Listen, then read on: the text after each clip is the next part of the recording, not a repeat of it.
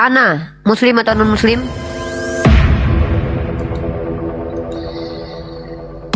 Ana. Ana, oke. Muslim atau non muslim? Non muslim. Oke.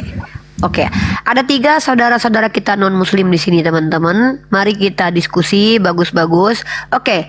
Argumen saya jelas ya. Saya membuktikan kalau Yesus menurut Bible itu anak hasil hubungan badan. Dasarnya Roma pasal 1 nomor 3, dia hasil sperma dari Daud, ya, bukan berarti sperma Daud tapi keturunan Sisila. Diperkuat Matius 1:1, Lukas 3:23. Dan diperkuat dengan pengakuannya sendiri kalau dia mengatakan anak manusia. Oke, ada yang mau membantah silakan, tapi pakai data. Siapa yang mau bicara dulu? Fairness, Cece, atau Ana? Saya mau nanya sih, nggak mau membantah. Bisa nggak ya? Oke, tidak membantah. Terima kasih. Pertanyaan pertama. Tidak mau membantah yang itu, tapi mau nanya.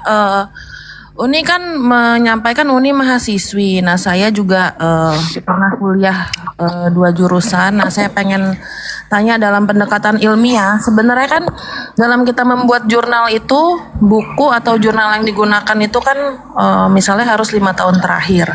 Nah, Uni dalam argumentasi kalau Alkitab bahasa Indonesia itu disebut palsu, kenapa masih digunakan dalam argumentasi kebenaran Islam menggunakan Alkitab. Nah, bukannya kan Alkitab katanya dianggap sudah dipalsukan nih di Indonesia.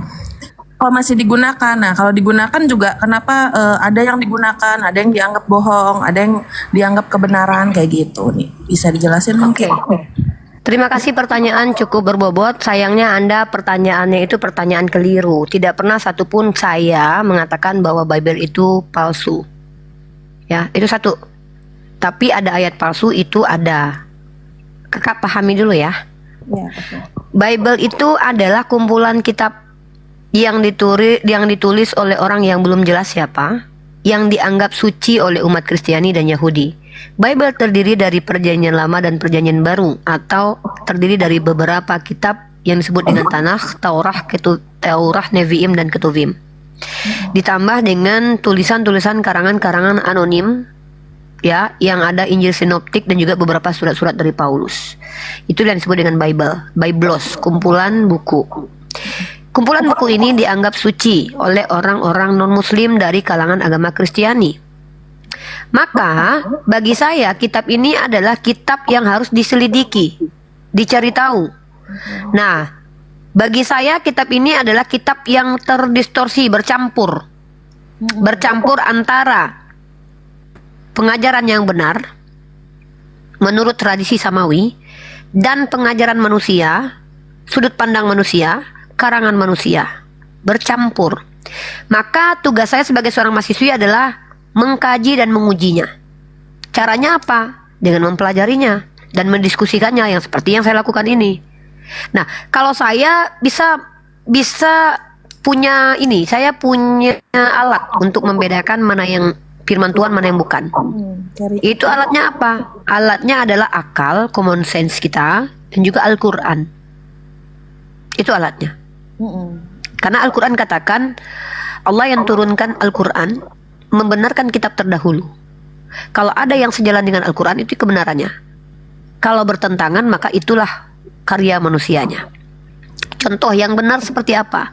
Ketika Musa berkata, Shema Israel, Adonai Elohenu Echad.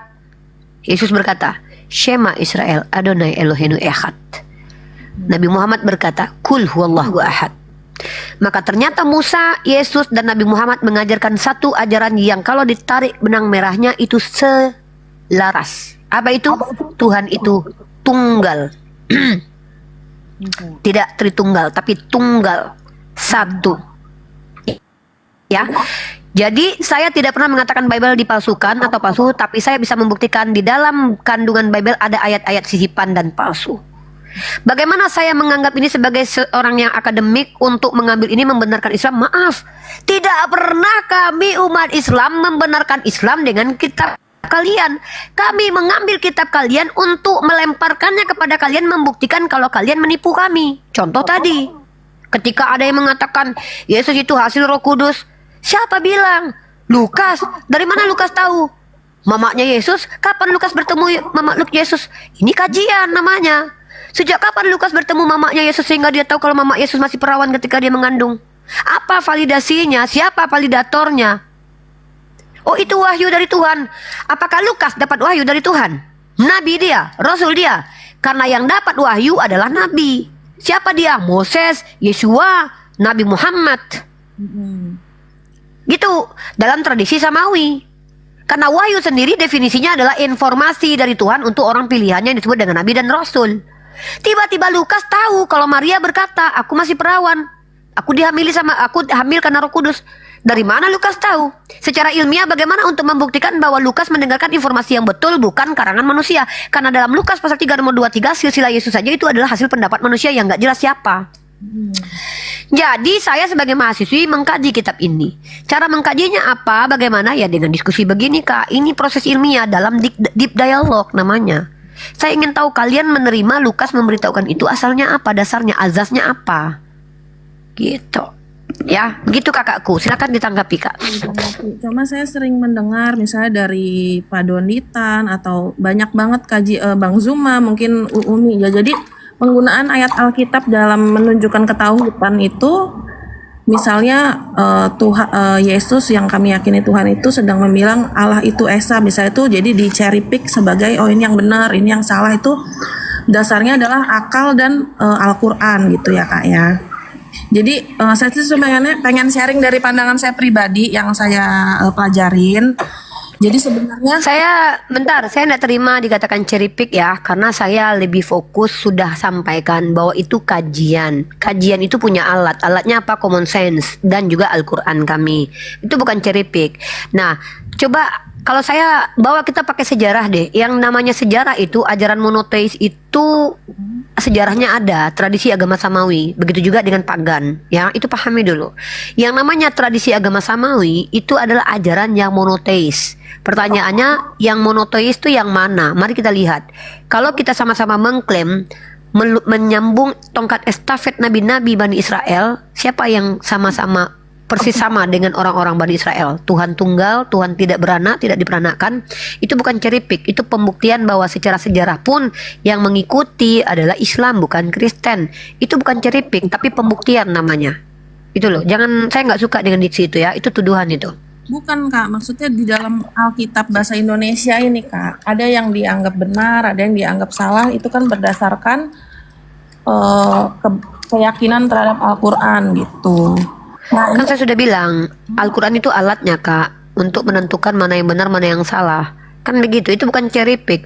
Tapi kami berdasarkan informasi yang kami bisa uji secara ilmiah bahwa itu dari Tuhan. Secara ilmiah loh ya, menggunakan pendekatan rasional dan juga pendekatan ilmiah secara transmisi. Ini sebenarnya kajian panjang, tapi kita fokus dulu. Kakak kan tadi sudah saya katakan, saya tidak menjadikan Bible Anda untuk membenarkan Islam, karena Al-Quran sudah cukup. Tapi saya mengutip Bible itu untuk menunjukkan kepada kalian kalau kalian itu menyimpangkan isi kandungan kitab suci kalian, gitu loh Kak. Enggak sih Kak, tapi kalau ya udah nggak apa-apa. Tapi kalau kita ngomong-ngomong tentang data itu secara netral, sebenarnya ya kalau Al-Quran dipercaya sebagai kebenaran ya itu kan hak umat Islam dan itu hak dalam beragama. Tapi kalau menurut saya sebenarnya Al-Quran itu juga bias doktrin karena data yang mantap, ini baru kita bahas. Karena kita kan bahas ini, tapi kakak bersabar ya, karena saya harus membukakan kesalahpahaman Anda. Coba kita bahas dulu, doktrin itu apa Kak? Saya tidak mau nanti kesalahpahaman antara kita, biar kita tunjukkan siapa yang umat doktrin, siapa yang bukan. Silakan kita bahas dulu. Coba sepaham kakak doktrin apa, biar saya ajukan juga ide dan gagasan dan pemahaman dari saya. Ini baru diskusi namanya. Silakan Kak. Doktrin tuh menurut saya ya kayak udahlah percaya aja, nggak perlu kita buktiin. Oh enggak, bukan. Doktrin itu adalah pengajaran manusia yang dianggap benar tanpa perlu dibuktikan. Ya, nah itu secara lengkapnya. Benar, ya. Benar. Nah, udah sepaham kita berarti doktrin ya. Sepaham, doktrin sepaham. Islam itu tidak doktrin, karena doktrin itu adalah pengajaran manusia. Sementara Islam itu wahyu Allah. Oh, Mengatakan Al-Quran wahyu Allah kan doktrin. Nah, ini saya ajak Anda menggunakan rasio. Ya, pakai logika, pakai ilmu ya, pakai ilmiah ya. Ketika Al-Quran mengatakan dirinya itu adalah kalam Allah, maka Al-Quran harus mampu membuktikan dirinya kalam Allah. Sepakat tidak? Dulu. Iya, harus bisa begitu. Kenapa saya harus berkatakan begitu? Karena yang namanya kebenaran itu statementnya harus diberikan bukti. Sepakat kan? Harus terbukti. Kalau tidak ada yang bisa membantah, maka dia masih bisa dikatakan kebenaran ya. Kalau tidak ada yang menggagalkan dan meruntuhkan klaim dan bisa membuktikan kebenarannya, maka dia dikatakan benar ya. Itu fakta, itu metode loh Kak. Jadi kalau satu pendekatan ilmiah yang belum bisa dibantah itu mantap, dianggap kebenaran. Itu good. Sekarang tugas saya adalah membuktikan bahwa mengatakan Al-Quran firman Allah itu bukan doktrin, tetapi merupakan pengajaran yang datang dari langit. Baik, sekarang saya kasih kakak data surah Al-Hijr ayat 9. Nah, ini klaim Al-Quran ya. Saya bukakan datanya ke kakak. Pelan-pelan Kak. Ini materi yang 1 SKS sebenarnya. Saya coba singkatkan dan ringkaskan. Dosen mana yang mampu coba kayak gini nih, memberikan yang 1 SKS satu semester. Saya kasih kakak dalam waktu durasi secepat-cepat dan sesingkat. Ini materi 1 SKS loh. Ya. Dalam surah Al-Hijr ayat ke-9 saya bukakan kepada Anda. Pelan-pelan tapi pasti. Menggunakan pendekatan rasio dan ilmiah. Ini ilmiah nih. Surah Al-Hijr ayat 9. Saya tunjukkan klaim Al-Quran. Oke. Saya lagi datang bulan tapi saya baca terjemahannya. Ini klaim ya Kak. Kakak catat ayatnya Kak. Al-Hijr ayat 9. Sesungguhnya kamilah, merujuk kepada Allah ya. Allah mengklaim, sesungguhnya kamilah yang menurunkan Al-Quran dan sesungguhnya kami benar-benar memeliharanya. Maka di sini Allah katakan bahwa Al-Quran ini pasti akan terpelihara atau terjaga. Maka ini adalah klaim. Saya akan buktikan. Tidak ada perbedaan Al-Quran yang ada pada diri saya dan yang ada pada diri Nabi Muhammad SAW secara transmisinya sangat ilmiah. Saya bisa jelaskan. Tugas Anda sebagai orang yang membawa antitesis, gugurkan ini, tunjukkan kalau Al-Quran itu terdistorsi. Seperti saya mampu tunjukkan itu terjadi di kitab Anda. Kalau tidak mampu, berarti ini klaim kebenaran. Satu dulu ya. Al-Hijr 9. 1400 tahun sudah ada orientalis, bahkan para orientalis seperti Louis Maaluf, Johann Louis Burckhardt, Snok Horgonye. Tidak ada karya ilmiah dari mereka-mereka ini yang membuktikan bahwa Al-Quran terdistorsi. Oh, kalau Munim Siri pernah berkata seperti itu, tidak ada bukti yang dia tunjukkan, melainkan hanya klaim-klaim kosong. Dan saya bisa buktikan kalau Munim Siri itu Al-Kazab, penipu dan pendusta. Nah, dari surah Al-Hijr ini adalah klaim yang saya katakan kebenaran. Kalau ada yang bisa menunjukkan Al-Quran terdistorsi, maka saya siap untuk meninggalkan Islam. Karena ini klaim besar, tapi secara ilmiah. Ya, satu, ya ini klaim. Klaim kedua, ya klaim kedua. Surah An-Nisa 82. Ya, kita lihat An-Nisa 82.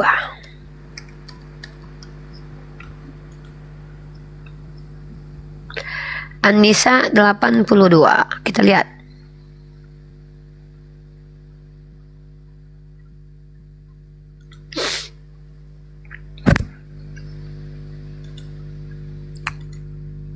Duh, bentar ya. Laptop saya agak lelet nih. Lemet kali nih laptop.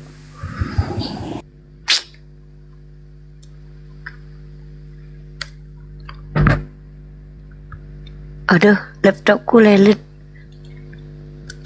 Ntar pakai handphone aja dulu Kak. Nih laptopku nih lelet nih, gak bisa dia. Tuh, oh udah datang dia. Nih kakak ini ya, ini klaim lagi nih. Kak, di sini diperintahkan ini apa? Di sini diperintahkan tadabbur. Tadabbur ini dalam karya ilmiah namanya observasi Kak. Maka apakah mereka tidak mengobservasi, mentadabbur Al-Quran? Kalau kiranya Al-Quran bukan dari sisi Allah, tentulah mereka mendapatkan pertentangan, kontradiksi, ikhtilaf yang banyak di dalamnya. Maka ini klaim, Kak. Saya tidak pernah selama diskusi kurang lebih 6 tahun menjumpai karya ilmiah, jurnal ilmiah yang dibawa ke hadapan saya dari profesor doktor yang mampu menunjukkan ada kontradiksi di Al-Quran. 1400 tahun. Berarti ini disebut dengan klaim kebenaran. Karena tidak terbukti bisa diruntuhkan. Masih bertengger sebagai klaim kebenaran. Sudah 2 ya. Nih. Indonesia 82. Saya minta karya ilmiah kalau ada. Seperti sebagaimana saya mampu tunjukkan kontradiksi dalam kitab Anda. Ya. Klaim ketiga. Ya, klaim ketiga. Surah Al-Isra 88. Tidak ada yang bisa meniru Al-Quran. Bible ada tidak apokrifanya? Banyak. Coba tunjukkan kepada saya satu tiruan Al-Quran yang sama, yang karya, kalau memang ada karya manusia yang betul bisa menyerupai Al-Quran, tolong tunjukkan. 1400 tahun sudah tidak ada yang mampu, Kak. Ini maka dikatakan klaim kebenaran. Tidak ada yang mampu merubah Al-Quran dalam surah Al-Kahfi nomor 27. Tunjukkan kepada saya ada manusia yang mampu merubah Al-Quran dan kami bertentangan karenanya. Sebagaimana yang terjadi di antara Yonatan Purnomo dengan Lembaga Alkitabiah Indonesia saat sekarang ini, yang mampu menunjukkan 6.000 kesalahan dalam Bible Anda. Maka 4 klaim Al-Quran ini adalah challenge untuk manusia dan jin dan hantu belau, pendeta, presiden, Donald Trump, Vladimir Putin, Presiden Korea Utara, Korea Selatan, untuk membuat, menyanggah, membantah 4 klaim kebenaran Al-Quran ini. Kalau tidak ada yang mampu selama 1400 tahun, kenapa saya harus tolak ini sebagai kalam Allah? Maka kalau ini sudah diterima kalam Allah, ini bukan doktrin. Ini artinya adalah wahyu dari Tuhan yang diminta untuk dibuktikan. Kalau doktrin itu adalah pengajaran manusia yang dianggap benar yang tidak perlu dibuktikan.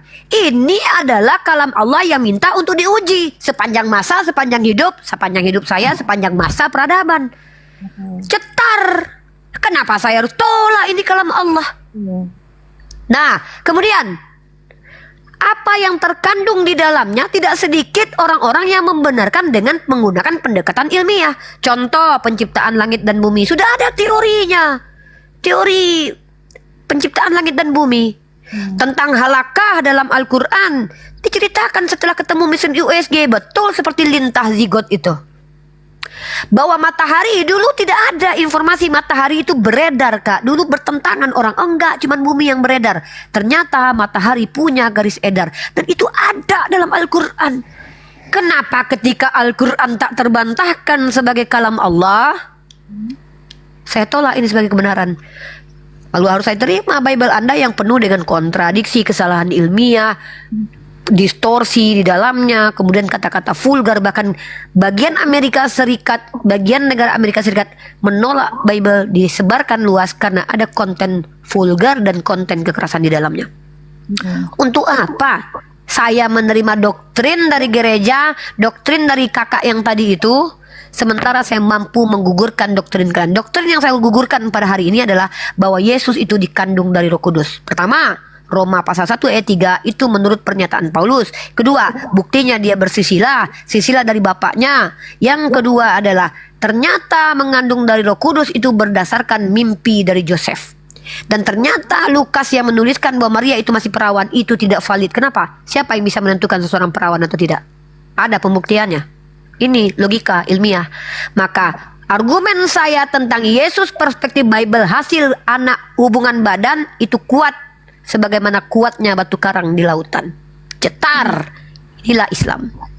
Selamat datang di kebenaran. Tadi silakan, Kak. Apa aja, Kak? Tadi, Kak, kalau saya nih nggak menentang nggak dikasih tahu terus menolak. Menurut saya biasa aja. Karena kita kan hanya belajar aja, Kak. Belum tentu juga. Sekarang saya bawa paradigma berpikirnya sama Kakak. Kenapa saya bisa berani mengatakan bahwa Yesus dalam perspektif Bible itu adalah hasil anak hubungan biologis? Tapi Kakak tadi ya berarti Yesus dalam Bible tuh hasil biologis, tapi Kakak itu akhirnya mengkaji, artinya Kakak mengkaji kitab yang kebenarannya tidak diyakini 100% oleh kakak lah, artinya gitu ya. Nggak apa-apa Kak, yang namanya mengkaji itu kan bukan berarti kita gini loh, skeptis itu bukan menentang saja. Kenapa saya kaji? Untuk membuktikan yang namanya kontradiksi itu ada diksi-diksi yang kontra. Di antara diksi yang kontra itu, yang paling kuat yang mana? Maka common sense kita berfungsi. Contoh kayak gini. Ketika di dalam 1 Samuel dan 1 Tawarikh, di Samuel dikatakan, bangkitlah pula murka Tuhan. Ketika murka Tuhan bangkit, dia menghasut Daud untuk menghitung Bani Israel. Di dalam Tawarikh, bangkitlah murka iblis. Iblis bangkit untuk membujuk Daud. Ada 2 kontradiksi di situ. Maka common sense kita berfungsi. Mustahil iblis bisa bangkit marah, maka kita katakan itu Tuhan. Tapi bagaimana kita menggunakan akal kita bahwa sebenarnya ayat ini telah disimpangkan. Ada orang yang salah memahami, ada orang yang salah mendengarkan. Maka bisa jadi keduanya salah atau salah satunya benar. Kita ambil probabilitas kalau salah satunya benar. Maka yang paling benar yang mana? Gunakan common sense. Itu yang saya lakukan. Common sense saya berfungsi. Dalam kitab kalian itu ada tokoh-tokoh yang dituduhkan sebagai tokoh-tokoh yang dimaksud. Contohnya gini. Yesus yang dikatakan terkutuk, yang mati di tiang salib, itu adalah anak hasil hubungan biologis. Kenapa saya katakan begitu? Karena yang namanya anak Roh Kudus, anak yang dikandung dari Roh Kudus, merujuk kepada Isa Al-Masih putra Maryam, itu mustahil mati konyol. Kenapa? Bukankah ada dembuatannya? Jangankan dia mati, terantuk batu pun tidak diizinkan. Itu baru anak hasil Roh Kudus, bukan hasil hubungan badan Roh Kudus, tidak. Anak yang datang dengan kata kun. Ketika Allah meniupkan ke rahim Maria ruh, lalu Allah katakan kun, Allah lagi nggak iseng Kak. Masa anak itu diciptakan dengan cetar membahana tanpa hubungan badan, tiba-tiba disuruh mati konyol di tiang salib? Kayak Tuhan lagi nggak ada kerjaan aja nih. Di otak saya berfungsi. Ini kalau Tuhan kayak gini, ini Tuhan gimana ini? Udahlah ada kehadirannya dahsyat, tahu-tahu dihadirkan tuh mati doang. Otak saya nggak terima. Maka yang mati konyol di tiang salib itu bisa kita tunjukkan dia adalah anak yang hasil hubungan badan. Dan mana dia anak hasil yang non hasil hubungan biologis itu? Dialah Isa Al-Masih putra Maryam yang diselamatkan oleh Allah Azza wa Jal karena dia tidak pernah berbuat dosa. Dia hasil dari perawan suci yang tidak tersentuh oleh laki-laki. Anak seperti ini jangankan disentuh hansip Romawi, disentuh iblis aja tidak diizinkan. Tapi di kitab kalian Yesus itu diuji iblis. Ya. Yesus itu ditombak sama Longinus. Dia dibuka pakaian dalamnya. Bagaimana mungkin anak yang begitu spesial diciptakan oleh Allah tiba-tiba dipermalukan di bumi? Di Tuhan lagi ngapain? Gitu loh. Jadi kenapa saya bisa katakan? Karena yang namanya Yeshua, Yesus itu bukan nama yang asing Kak. Di tengah-tengah Bani Israel itu nama kayak Bambang. Nama yang lazim dipakai oleh banyak orang. Contoh, kita lihat ketika Yesus diadili Pontius Pilatus juga ada yang bernama Yesus diadili, namanya Yesus Barabas, penjahat kriminal dia. Lalu apa sulit bagi Yesus menghindar dari kejahatan orang Yahudi? Loh, selama ini Yesus sudah bilang nih, bukankah aku ada di tengah-tengah kalian? Kenapa kalian gak kenal aku? Ternyata wajah Yesus itu tidak terlalu dipahami oleh hansip Romawi Kak. Makanya dia harus dicium Yudas dulu kan. Apa menurut kakak Yudas sebagai pengkhianat itu tepat sasaran mencium Yesus? Begitu aja Yesus kasih pipinya kepada Yudas untuk dicium. Syarat untuk ditangkap oleh hansip Romawi adalah harus dicium dulu sama Yudas. Terus si Yesus diam aja gitu dicium sama si Yudas. Sementara ketika dia hendak ditangkap dia menghilang. Di ayat lain ketika dia hendak ditangkap dia menghilang. Tiba-tiba pas dia dicium Yudas, padahal dia sudah bilang 12 muridku ini salah satu di antaranya iblis. Dia sudah tahu kalau dia ada pengkhianat di situ. Terus dia kasih pipinya gitu dicium Yudas biar dia sengaja ditangkap. Sementara dia aja kabur-kaburan ketika mau ditangkap hansip Romawi. Nah, apakah mustahil Yesus itu rubah wajahnya dirubah? Loh, Yesus bisa berubah wajah kok. Nih, saya kasih data nih. Yesus itu loh punya mukjizat. Buktinya Maria Magdalena pas ketika dia konon katanya bangkit ketemu di kuburan, Maria Magdalena emang kenal sama dia. Masa baru jadi muridnya sekian hari aja udah gak kenal wajahnya. cuman karena mati 3 hari 3 malam memang bengkak mukanya? Kan nggak mungkin. Ya, murid-muridnya aja ketika dia jalan di sampingnya emang muridnya kenal sama dia? Tidak. Jadi makanya dalam Islam itu kami percaya bahwa yang mati itu adalah diserupakan. Yesus bisa merubah wajah. Mudahkah bagi Allah merubah wajah orang lain untuk sama dengan Yesus, terlihat seperti Yesus? Mudahkah ketika Allah katakan orang Bani Israel mencoba menipu Allah dengan hendak membunuh Isa Al-Masih, maka Allah membalas tipu daya mereka. Yang tertipu adalah mereka. Mereka katakan, aku telah bunuh Isa, padahal yang mereka bunuh bukan Nabi Isa Al-Masih putra Maryam. Kenapa? Karena yang mereka bunuh adalah orang yang diserupakan. Nanti kita berpikir lagi, gimana caranya? Bukankah orang itu? Loh, kan Anda lihat sendiri yang menangis itu berkata, Eli, Eli, lama sabaqtani, Allahku, Allahku, kenapa kau tinggalkan aku? Masa Nabi Isa cengeng gitu? Dia seorang nabi loh. Cengeng banget dia. Apalagi kalau Kristen bilang dia Tuhan. Masa Tuhan cengeng? Belum apa-apa udah Allahku, Allahku, baru dipaku. Belum tahu ya. Baru dipaku segitu aja udah Allahku, Allahku, mengapa kau tinggalkan aku? Nabi Isa nggak secengeng itu, yang namanya Nabi nggak secengeng itu. Dia sudah dipersiapkan dari kecil, dari lahir, sebelum dia hadir dia sudah dipersiapkan menjadi Nabi. Makanya dia ketika dia hendak ditangkap, ya semuanya kehendakmu ya Bapa, ya bersujud dia, cawan ini biarlah berlalu semua terjadi atas kehendakmu. Tiba-tiba sudah disalib, Allahku, Allahku, mengapa kau tinggal? Hilang imannya kepada Tuhan gitu, ragu dia sama Tuhan gitu. Kau tinggalkan aku ternyata Tuhan. Kayak gitu nabi-nabi. Itu nggak layak jadi nabi kalau gitu. Jadi RT aja nggak layak tuh. Maka orang yang digantung di tiang salib fix bukan Nabi Isa Al-Masih putra Maryam. Mudah bagi Allah itu melakukan hal itu. Silakan Kak. Ya udah, terima kasih penjelasannya. Jadi penjelasannya cukup logis. Cuma saya kan dalam konteks ini belajar dulu, semuanya dipelajarin. Jadi baik aku ajarin dan nggak usah khawatir kalau kita belajar terus iman berpindah, ya kita biasa aja menurutnya. Tapi sebenarnya kalau saya punya pemikiran kayak gini ini ya, kalau saya orang dari Kristen itu dianggap Alkitabnya terbanyak. Kakak suaranya hilang-hilang Kak. Dengeran nggak? Kalau nih Ya.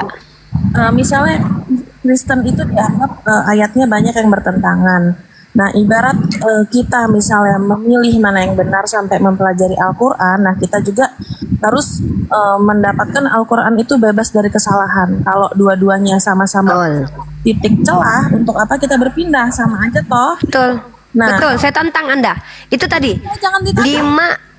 5. Saya belum selesai nanya. Nah, dalam penyaliban Yesus itu Uni kan diganti orang lain. Tapi kenapa sumber-sumber non-Kristen dan non-Islam, sumber-sumber yang netral itu mencatatkan sejarah Isa atau Yesus itu disalib ya? Apakah orang Italia pada saat itu bodoh apa gimana? Oke.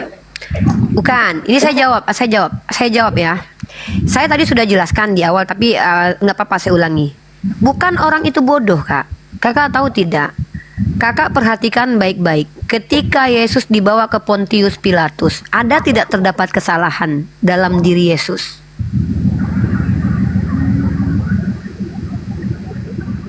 Coba saya tanya sama kakak. Kalau yang Nggak, kakak kan tahu. Kita kalau bicara tentang tradisi zaman dahulu, kalau kita lihat tradisi zaman dahulu, hukuman itu diberlakukan kepada orang yang salah atau kepada orang yang tidak salah, Kak. Karena gini, kalau kita pakai zona politik nih, Kak ya, kalau seandainya Romawi melakukan kesalahan pada waktu itu, Kak, maka itu menciderai kekuasaan Romawi sebagai penjajah. Dan ingat pada waktu itu mereka memimpin imam-imam Yahudi loh. Imam-imam Yahudi ini bukan orang-orang yang tidak berpengaruh, Kak. Mereka adalah orang-orang berpengaruh. Mereka adalah petinggi-petinggi dari kalangan Bani Israel, walaupun mereka di bawah penjajahan. Mereka menyerahkan si Yesus ini yang kata mereka telah menghina secara akidah untuk disalibkan. Salib itu merupakan hukuman dari Romawi, bukan hukuman dari Yahudi. Karena dalam Yahudi menghujat nama Tuhan hukumnya harus dirajam.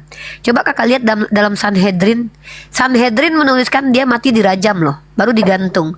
Tapi orang Romawi mengatakan bahwa dia disalib. Begini Kak, bukan mereka bodoh, tapi antara Romawi dan Yahudi memiliki perspektif masing-masing.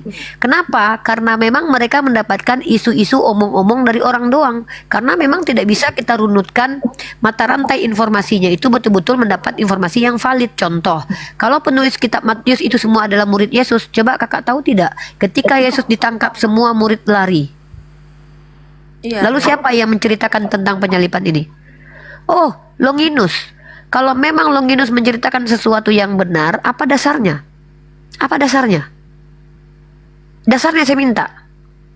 Bisakah menerima pernyataan dari Hansip Romawi yang adalah seorang penjahat? Ingat, Longinus itu jadi santo loh sekarang loh. Nah, jadi informasi yang kalian terima itu adalah informasi dari orang-orang yang brutal, yang sudah tidak berpikir lagi. Orang-orang jahat dengan egonya. Dimana mereka adalah, yang penting mereka sudah membunuh Yesus. Yahudi mengatakan, kami telah membunuh Yesus. Romawi mengatakan, kami telah membunuh Yesus.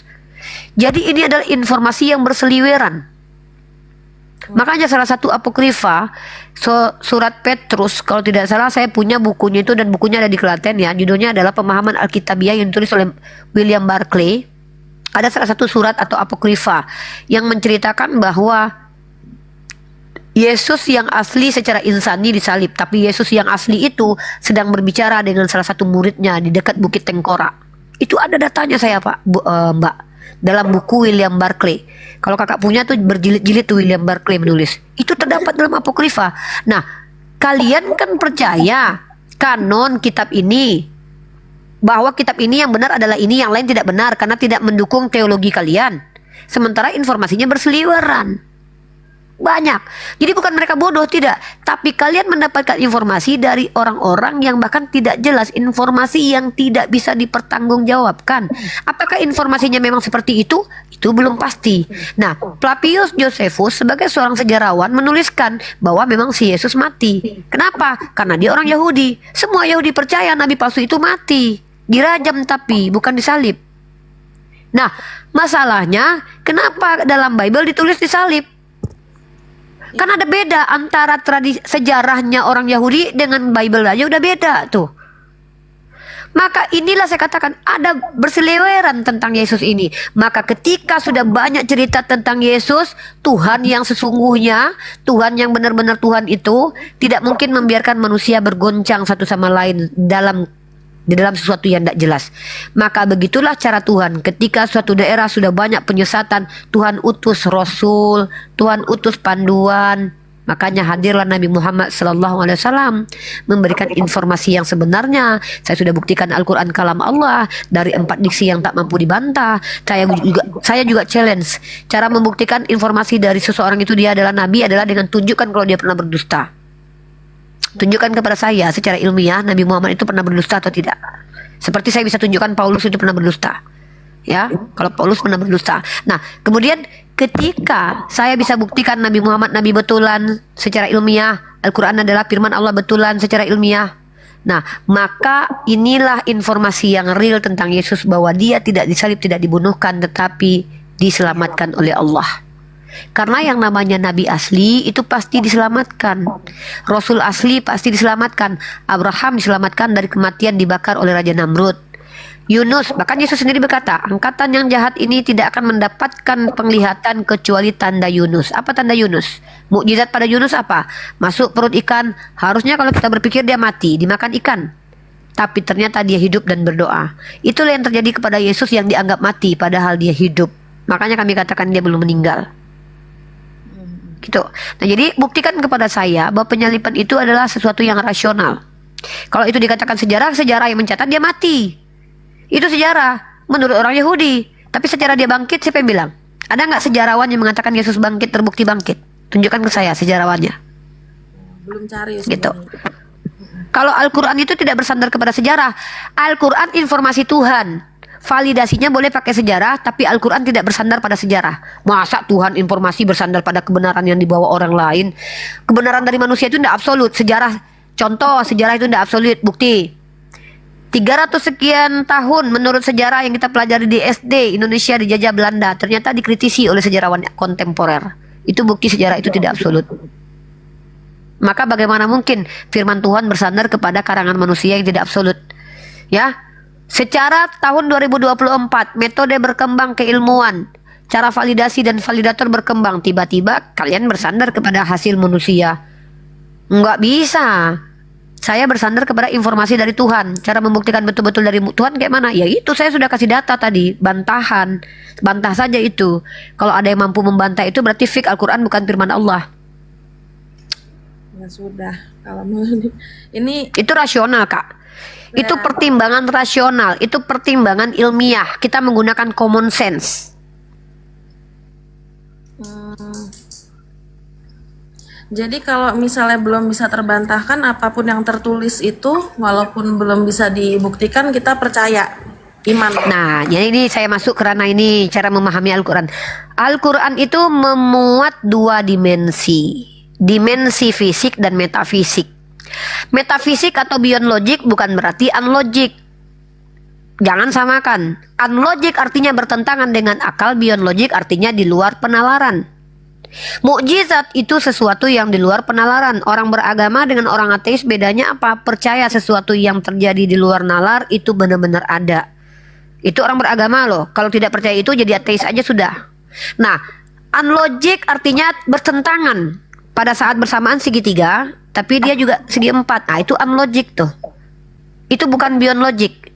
Tapi kalau kita bicara tentang berapa jumlah galaksi di bumi, ya, itu dua dimensi juga tuh. Beyond logic, di luar nalar. Kenapa? Penalaran kita itu muncul karena adanya stimulus. Stimulus itu adalah sesuatu yang dipaparkan kepada indera kita. Mata yang kita lihat, kulit yang kita rasa. Anda tahu kan dalam ranah psikologi arti persepsi apa? Persepsi itu adalah hasil stimulus yang keluar. Konsep apa? Abstraksi dari hasil kognitif kita. Kita berpikir itu sebelum diolah di pikiran itu tentu ada stimulus masuk. Kita katakan ini merah karena kita sudah lihat dengan mata, baru terkoneksi di kognitif kita. Kita sepakati secara konsensus istilah untuk ini namanya merah. Nah, jadi beyond logic artinya di luar penalaran. Bagaimana mau menalar sesuatu yang belum terindra? Maka kita bisa menalarkan sesuatu yang terindra. Tapi sesuatu yang belum terindra kita bisa juga menjelaskan dengan rasio, apa pertimbangan. Makanya keberadaan Tuhan itu dengan rasio. Kalau begini maka begini, kalau begitu maka begini. Itu namanya rasio, pertimbangan akal. Maka secara rasional Tuhan itu ada. Karena segala sesuatu itu bermula, maka tentu segala sesuatu bermula. Awal dari segala sesuatu itu yang disebut dengan Tuhan. Iya. Kalau kita lihat komputerisasi tidak akan pernah ada jaringannya kalau tidak diciptakan, maka tentu kita katakan kita ini diciptakan. Tidak ada sesuatu yang ada itu dari ketiadaan, kan begitu? Segala sesuatu itu ada dari adanya entitas. Nah, itu yang disebut dengan Tuhan atau sumber dari segala sesuatu. Atau yang disebut dalam istilah filsafatnya apa itu? Prima causa. Causa prima. Tadi saya mulai hal yang sama, penalaran terhadap agama. Kan dalam sejarah agama Samawi ini kan ada mujizat agama kan. Laut terbelah menjadi dua tadinya. Nah, terus 10 tulah. Nah, banyak hal yang menurut saya kan nggak masuk logik tuh. Jadi kadang-kadang saya berpikir bahwa keimanan itu kadang-kadang logika itu memang tidak diperlukan secara banyak karena keagamaan itu sejak sejarahnya itu di luar logika menurut saya. Kayak Nah, ini saya bikin statement nih. Saya bikin statement untuk kakak. Jadi kalau seorang ilmuwan itu sudah berani mengeluarkan fatwa, kak. Nah, kalau saya nih berani nih kali ini nih. Saya silahkan dibantah nih ya. Segala sesuatu yang belum bisa dibuktikan tidak sama dengan tidak terbukti. Nah, tolong ini statement nih kak. Statement ini ngeri kak. Kalau statement ini tuh keluar dari kognitif nih kak. Ya. Segala sesuatu yang belum terbukti tidak sama dengan tidak terbukti. ya, Sepakat? tunggu, segala sesuatu yang tidak bisa dibuktikan tidak Bukan salah. Segala sesuatu yang belum bisa dibuktikan tidak sama dengan tidak terbukti sama sekali. Itu beda. betul. Sepakat ya? Al-Quran itu 100% memuat dua dimensi. Dimensi fisik dan dimensi metafisik. Ketika dimensi fisik terbukti 70%, yang metafisiknya 30%, kenapa harus menolak yang metafisik sementara yang fisik terbukti 70%? Artinya yang 30% ini belum terbukti. Apa yang belum terbukti itu? Informasi gaib namanya. Informasi supranatural namanya. Informasi beyond logic namanya. Apa informasi tersebut? Informasi yang terjadi dahulu kala tanpa ada saksi mata, yang disebut dengan informasi goib juga, karena goib dalam istilah bahasa Arab sesuatu yang tidak ada pada tempatnya. Ya. Kemudian informasi yang akan datang, yang akan kita lalui. Kemudian informasi yang di luar penalaran kita, seperti terangkatnya Nabi Muhammad Isra dan Miraj. Seperti terangkatnya Elia dengan kereta kencana. Itu informasi goib. Nah, tapi masalahnya adalah di Al-Quran kami dipaksa. Memang ada paksaan tuh. Tapi paksaan itu bukan berarti kalian disuruh diam. Kata Allah, ini benar loh. Oke.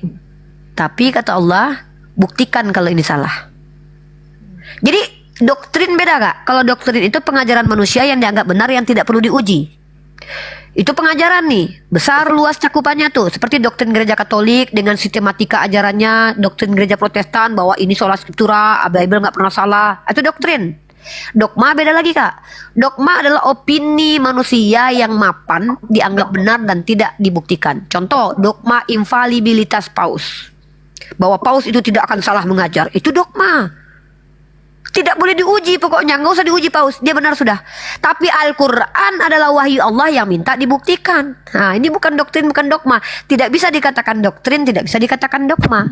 Karena Al-Quran ini adalah wahyu, dari kata wa, ha, dan ya, artinya informasi, komunikasi yang transenden dan imanen. Transendennya mana? Dari Allah kepada Rasulullah, transenden itu. Imanennya mana? Dari Nabi Muhammad ke saya. Itu bisa saya jelaskan secara imanen itu. Itu bisa jelaskan secara ilmiah itu. Jadi ada dua dimensi. Satu dimensi fisik dari Nabi Muhammad ke saya. Yang kedua dimensi metafisik dari Allah kepada Nabi Muhammad. Dari Allah diberikan kepada malaikat Gabriel atau Jibril. Dari malaikat Jibril disampaikan kepada Muhammad ibnu Abdullah. Dari Muhammad disampaikan kepada sahabat, dari sahabat disampaikan pada tabi'in, dari tabi'in ke tabi'ut tabi'in, tabi'ut ke tabi'ut tabi'in, sampai ke ulama, sampai ke saya. Di Al-Quran. Jadi ada dua dimensi kak. Makanya dia disebut dengan kitab suci. Kalau dia tidak memiliki dimensi metafisik, ya itu namanya karangan lepas jurnal manusia. Jadi alasan Al-Quran dikatakan kitab suci adalah memuat dua dimensi, dan itu dari Tuhan, informasi dari Tuhan yang tidak bercampur dengan pendapat perkataan manusia, dan dia terjaga kesuciannya, tidak terdistorsi, tidak terselewengkan, dan dia tak terbantahkan klaimnya, dan ilmiahnya bisa dibuktikan. Tapi beyond logiknya nanti dibuktikan ketika kita bertemu dengan apa yang dijanjikan. Apa itu? Nanti di yaumil hisab kita jumpa. Itu non fisik, metafisik. Yang belum bisa dibuktikan ya Uni ya. Oh iya dong. Karena ada yang dijanjikan. Apa yang dijanjikan? Surga neraka. Bisa saya membuktikan secara empiris surga dan neraka? Nggak bisa. Karena surga dan neraka adalah janji Tuhan. Tapi bisa nggak saya jelaskan secara ilmiah surga dan neraka ada? Saya bisa jelaskan. Surga dan neraka adalah, itu kan bahasa Sanskerta itu, bukan bahasa Al-Quran. Al-Quran itu menggunakan kata jannah. Jannah artinya kebun. Kalau kita bicara tentang kebun, saya tanya deh, siapa sih manusia yang tidak ingin punya kebun di dunia ini, yang semua tumbuhan itu ada, dan ada tempat berteduh yang lagi nikmat, ada air mengalir di bawahnya. Saya tanya, siapa satu manusia menolak itu sebuah kenikmatan? Tunjuk tangan. Kalau Nabi Muhammad itu bukan dari Tuhan, kenapa dia bisa merepresentasikan kenikmatan yang luar biasa yang diidam-idamkan semua manusia? Anda tanya ke orang-orang di Eropa sana yang punya uang banyak, apa yang mereka butuhkan? Apakah mereka tidak membutuhkan satu villa di tempat yang indah, ditumbuh-tumbuhi tumbuh-tumbuhan dengan mengalir air di bawahnya? Tunjuk sama saya ada manusia yang tidak mau itu. Itu kenikmatan yang paling tinggi yang diterima secara ini. Karena Allah sudah katakan, zuyyina lin-nasi hubbu syahawati minan nisa wal banina wal qanatiri minal, dan apa selanjutnya itu. Allah katakan, Allah yang membuat manusia itu kecenderungannya kepada siapa? Kepada istrinya, kesenangannya, kepada anak-anaknya, kepada harta bendanya, keretanya. Maka jannah yang Allah janjikan itu adalah ada istri, pasangan-pasanganmu yang lagi indah, yang bisa kau nikmati, anak-anakmu berkumpul bersamamu, dan kemudian harta benda yang melimpah yang kau nikmati. Ini surga yang dijanjikan. Nalar. Karena setiap manusia menginginkan hal itu. Makanya istilahnya jannah. Apa itu? Kebun. Di mana di dalam itu semua kenikmatan ada di situ. Jadi ini make sense tidak? Make sense penjelasan surga. Tapi bisa nggak saya tunjukkan surga? Ya memang nggak bisa. Menjelaskan surga bisa? Bisa. Neraka sekarang kita jelaskan. Neraka adalah tempat dihukumnya manusia, tempat yang manusia akan merintih, menyesal, tidak akan pernah menerima itu menjadi tempat nikmat. Mari kita bahas. Ada orang mengistilahkan bahwa rumahku nerakaku, rumahku surgaku. Di mana ketika ada rumah yang isinya malapetaka, cacian, hujatan, kemarahan, kebencian, itu neraka. Maka ternyata tidak ada satupun manusia yang mau tinggal di tempat yang panas, dibakar, disiksa, melihat penyesalannya, tidak ada satupun. Itulah representasi surga dan neraka. Jelas, secara ilmiah bisa saya jelaskan konsekuensi dua itu. Tapi saya belum bisa tunjukkan itu nanti. Karena memang Allah katakan, belum ada yang pernah melihat surga, belum ada yang pernah melihat neraka. Tapi bayangannya sudah ada yang membayangkan. Siapa itu yang membayangkan? Tanya sama orang-orang kaya itu. Mau nggak mereka? Saya nanti kalau sudah tua, uang sudah banyak, saya mau bikin rumah di pegunungan, di villa, ada kebunnya, ada air mengalir di bawahnya. Istri saya cantik, sehat, bugar, anak-anak berkumpul, menikmati dunia. Tanya perempuan, maunya apa? Menikmati perhiasan, dihargai sebagai wanita, menggunakan pakaian cantik, bersosialita dengan saudari-saudarinya yang perempuan lainnya. Inilah surga. Bisa dijelaskan secara logika dan juga naluri manusia. Nah, itu. Jadi kalau Al-Quran 100%, 70% telah terbukti, dibuktikan secara ilmiah yang fisiknya, kenapa menolak yang metafisik?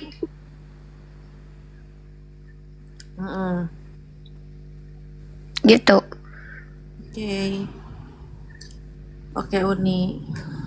Makasih penjelasannya. Mungkin terakhir lah ya, takut kepanjangan. Saya menanyakan mengenai hidayah, Uni. Hidayah itu kan hidayah itu pemberian Tuhan atau keputusan kita. Sebab mantap. Nih bagus nih. 93, seandainya Allah berkehendak, saya baca terjemahannya ya. Niscaya dia menjadikanmu satu umat saja. Akan tetapi dia menyesatkan yang siapa dia kehendaki dan menunjuk siapa ia kehendaki. Nah, maksudnya saya kan mempelajari, saya hanya membaca terjemahannya ini ya. Jadi ada beberapa ayat di mana seolah hidayah itu adalah takdir Tuhan. Jadi kita seperti tidak bisa apa-apa gitu. Kalaupun kita mempelajari, banyak loh orang tuh sudah menemukan Islam tuh agama yang logis, tapi hatinya nggak terketuk. Mungkin salah satunya saya. Makanya saya tuh mempelajari Islam itu logis, dan saya sering menemukan dalam Al-Quran itu seperti hidayah itu adalah takdir. Karena kenapa Allah itu menciptakan neraka kalau semua orang tuh akan masuk surga? Berarti mungkin ada orang-orang yang udah ditentukan untuk masuk ke neraka. Dan saya menemukan beberapa ayat yang saya lupa, yang saya ingat anak hal ini, bahkan dia menyelesaikan apa yang dia kehendaki, memberi petunjuk kepada siapa kehendaki. Jadi cuma pengen hidayah itu seperti apa, Uni? Karena saya ngerasa sebagai manusia itu punya keterbatasan. Gitu, terima kasih. Mantap, Masya Allah, ini pertanyaan luar biasa, pertanyaan berkualitas, di mana pertanyaan ini menggali pengetahuan saya dan pembelajaran saya. Jadi gini, ada istilah qada dan qadar. Menurut keterangan dari Ustadz Muhammad Nuruddin di podcast beliau menjelaskan ada perbedaan antara qada dan qadar. Qadar, apa yang Allah tetapkan, berdasarkan pengetahuan Tuhan. Contohnya gini, Anda besok mau makan capcay, itu Tuhan sudah tahu sebelum Anda makan capcay. Paham ya? Jadi ketetapan Anda bahwa besok Anda makan capcay itu adalah ketetapan yang mana Anda pilih dari keinginan Anda yang sudah Allah ketahui. Qadanya adalah ketika Anda makan capcay itu qada, terjadi. Nah, qada dan qadar artinya adalah takdir yang Allah tentukan, di mana ketentuan itu berdasarkan pengetahuan Allah. Hidayah Anda, hidayah itu izin Allah atas pilihan Anda. Itu kata tepat yang bisa saya kasih tahu. Dalilnya mana? Allah tidak akan merubah suatu kaum sebelum kaum itu merubah dirinya sendiri. Jadi memang kehendak Allah. Nah, kenapa kemudian kita lihat ada loh orang baik, tapi kenapa dia tidak menjadi Islam? Dia baik banget loh, Mahatma Gandhi contohnya, bahkan mendapatkan piala Nobel. Terlihat baik belum tentu baik. Terlihat baik belum tentu benar. Terlihat benar belum tentu benar. Yang tahu adalah Allah. Kenapa? Karena dalam istilah Islam, dalam Islam, semua amal perbuatan itu diikat dengan niat. Contoh, kalau tidak diikat dengan niat, maka orang yang terlihat baik semua akan masuk surga. Baim Wong itu terlihat baik. Ketika dia bersedekah 5 miliar, dia terlihat baik. Apakah dia dapat pahala? Mari kita uji dulu. Yang tahu niatnya berbagi itu, apakah untuk karena empatinya melihat orang susah, atau karena ia ingin membuat podcast supaya banyak yang mensubscribe YouTube dia untuk uang, atau ingin terlihat hebat di depan orang? Siapa yang tahu itu? Ada manusia satupun yang tahu? Enggak. Makanya izin Allah dia dapat hidayah atau tidak. Jadi yang tahu itu cuma Allah. Makanya kehendak Allah ketika dia dapat hidayah atau tidak. Jadi ketika ada orang Kristen terlihat belajar Al-Quran, pertanyaannya dia belajar untuk apa? Apakah betul-betul mencari hidayah atau hanya untuk mencari pembenaran? Niat di dalam hati, motivasi, keinginan. Jadi makanya istilah di dalam Al-Quran itu adalah istilah kafaroh. Artinya menutup diri, artinya menolak. Orang yang menolak dan menutup diri mau dimasukkan, ini kalau tertutup botolnya, air apapun dimasukkan nggak masuk. Makanya luruskan niat. Kalau niat untuk mencari kebenaran, apapun akan bisa mudah dicerna. Niat. Jadi Allah memberi hidayah kepada yang dikehendaki karena Allah yang tahu orang itu niatnya betul-betul karena Allah atau hanya karena ingin dilihat hebat oleh manusia. Itu kenapa tidak ada satupun umat Islam yang bisa memastikan dirinya masuk surga, karena yang memastikan dia masuk surga adalah Allah. Allah yang tahu layak atau tidak dia. Secara jasmani dia terlihat layak masuk surga. Bajunya gamis, jidatnya hitam, ya, sedekahnya banyak. Niatnya ada yang tahu nggak? Yang tahu hanya Allah. Maka dalam Islam itu nanti di akhirat ada orang yang hafal Quran, dia lebih dulu masuk neraka. Padahal dia hafal Quran loh. Kenapa? Ternyata selama hidup tidak ada manusia yang bisa melihat bahwa Al-Quran tidak bermanfaat untuknya. Dia hafal Al-Quran. Ternyata Al-Quran itu tidak bermanfaat untuk dirinya sendiri dan tidak bermanfaat untuk umat. Maka dia orang pertama masuk neraka. Kemudian orang berilmu. Jadi kalau mata kita melihat Profesor Dr. Munim Syiri itu orang berilmu, itu mata kita lihat.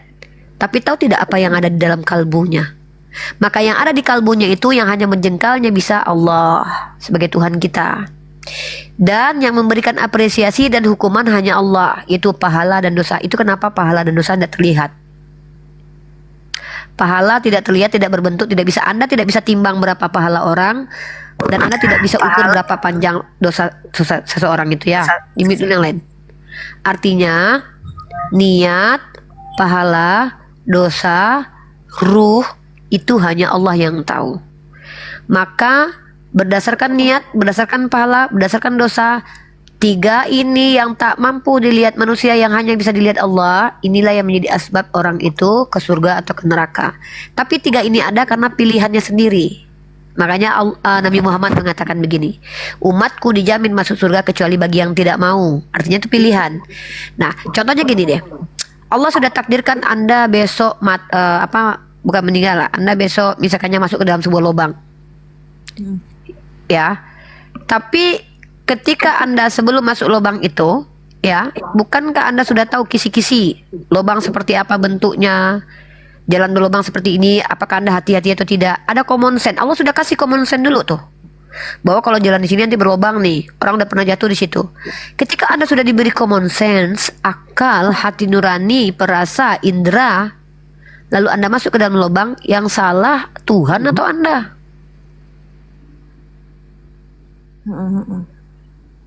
Nah, Tuhan izinkan Anda masuk lubang. Ternyata ketika Tuhan izinkan Anda masuk lubang itu ada kemungkinan itu. Bisa menjadi ujian, bisa menjadi hukuman. Hukuman karena ketololan Anda nggak pakai akal. Ujian supaya Anda tahu jatuh rasanya begini, sehingga Anda tidak mau jatuh lagi nanti. Diuji Anda.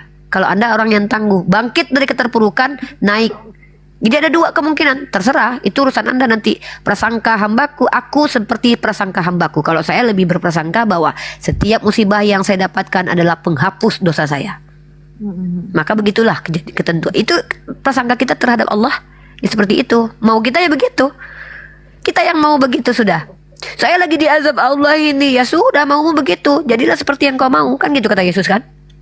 Iya, iya. Nah, jadi inilah Islam. Islam itu make sense.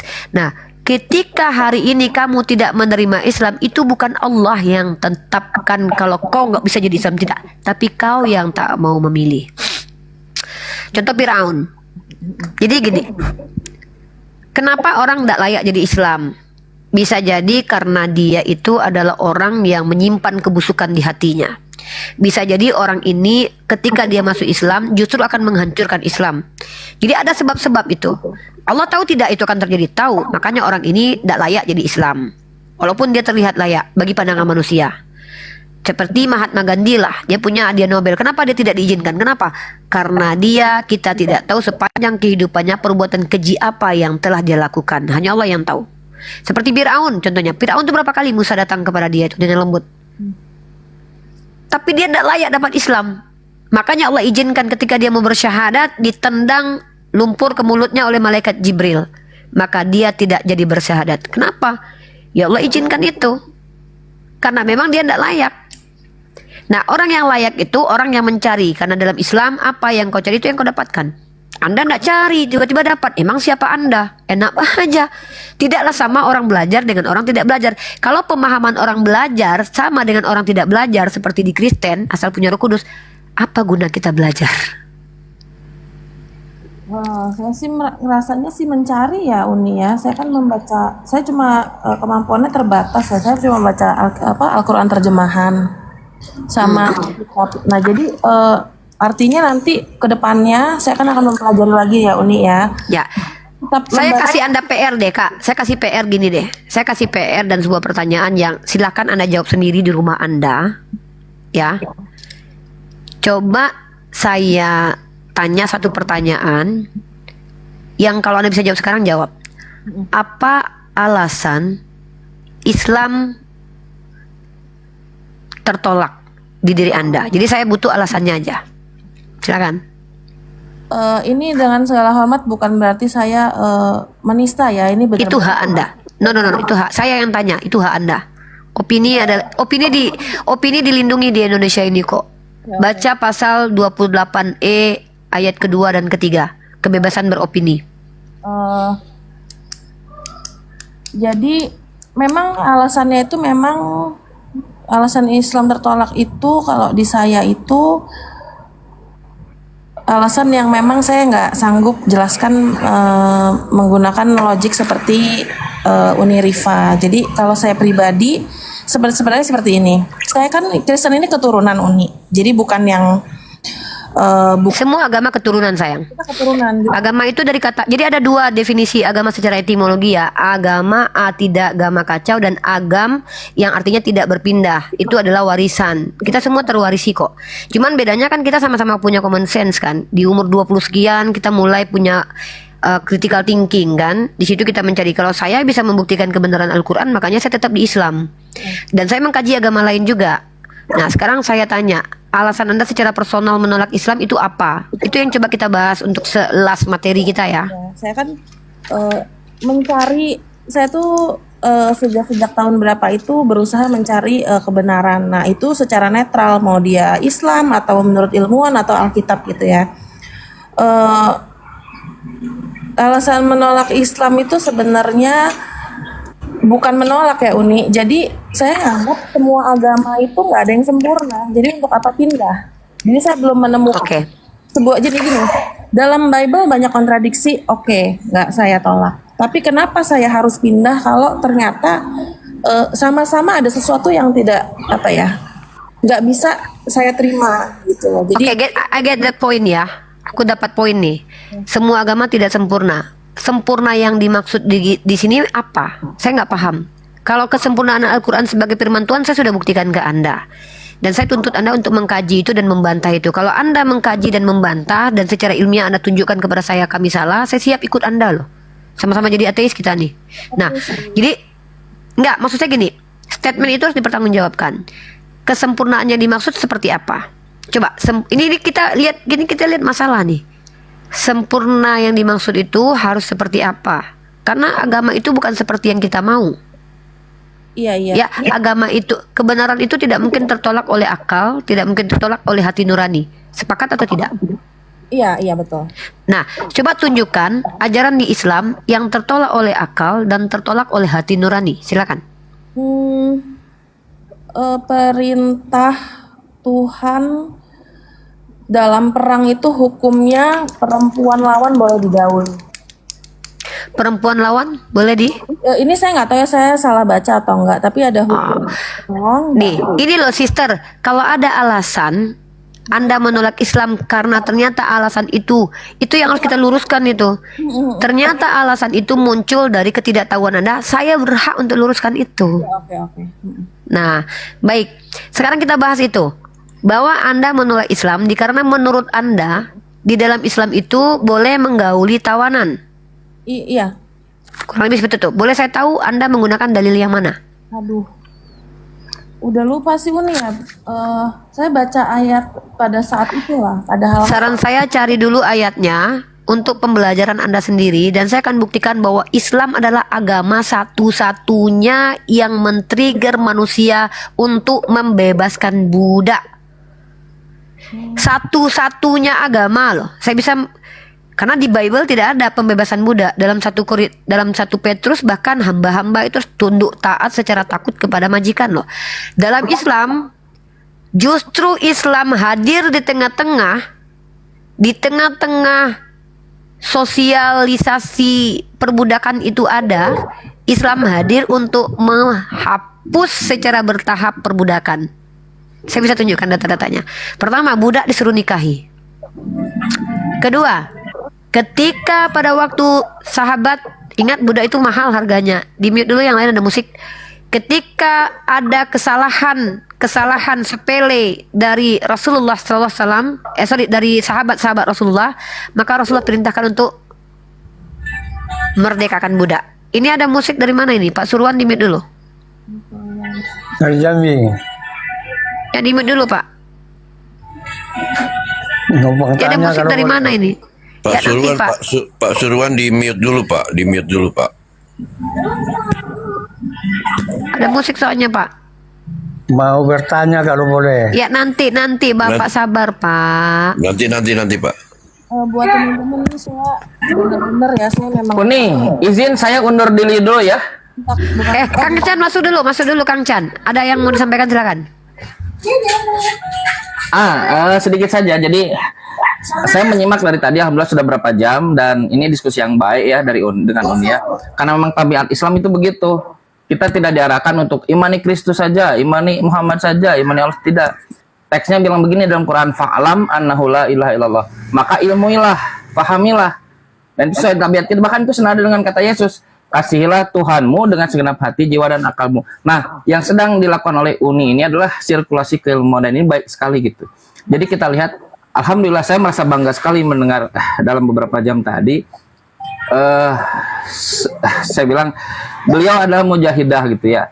Beliau mampu mensirkulasikan ilmu dan dilayani dengan baik oleh Bu Fairness, dan saya kira diskusi yang baik, dan saya berharap semoga Uni terus berkembang dan tetap istiqomah. Amin. Bu Fairness mendapatkan hidayah ya, insya Allah ya. Amin. Saya harus undur diri Uni. Bu Terima Fairness kasih lanjut Kang terus Chan, ya. saya mendominasi ya. Siap, Maunya sama-sama. tadi kita Masya Allah, featuring luar biasa. ini. Masya Allah, barakallahu fikum. Sehat-sehat. Assalamualaikum warahmatullahi Sehat-sehat. wabarakatuh. Waalaikumsalam. Siap, Ayahanda Jerusalem izin. Salam. Iya, silakan. Ya. Ya, Pak Bukan Surwan mendominasi sepertinya. tapi membanjiri Uni. Membanjiri dengan ilmu.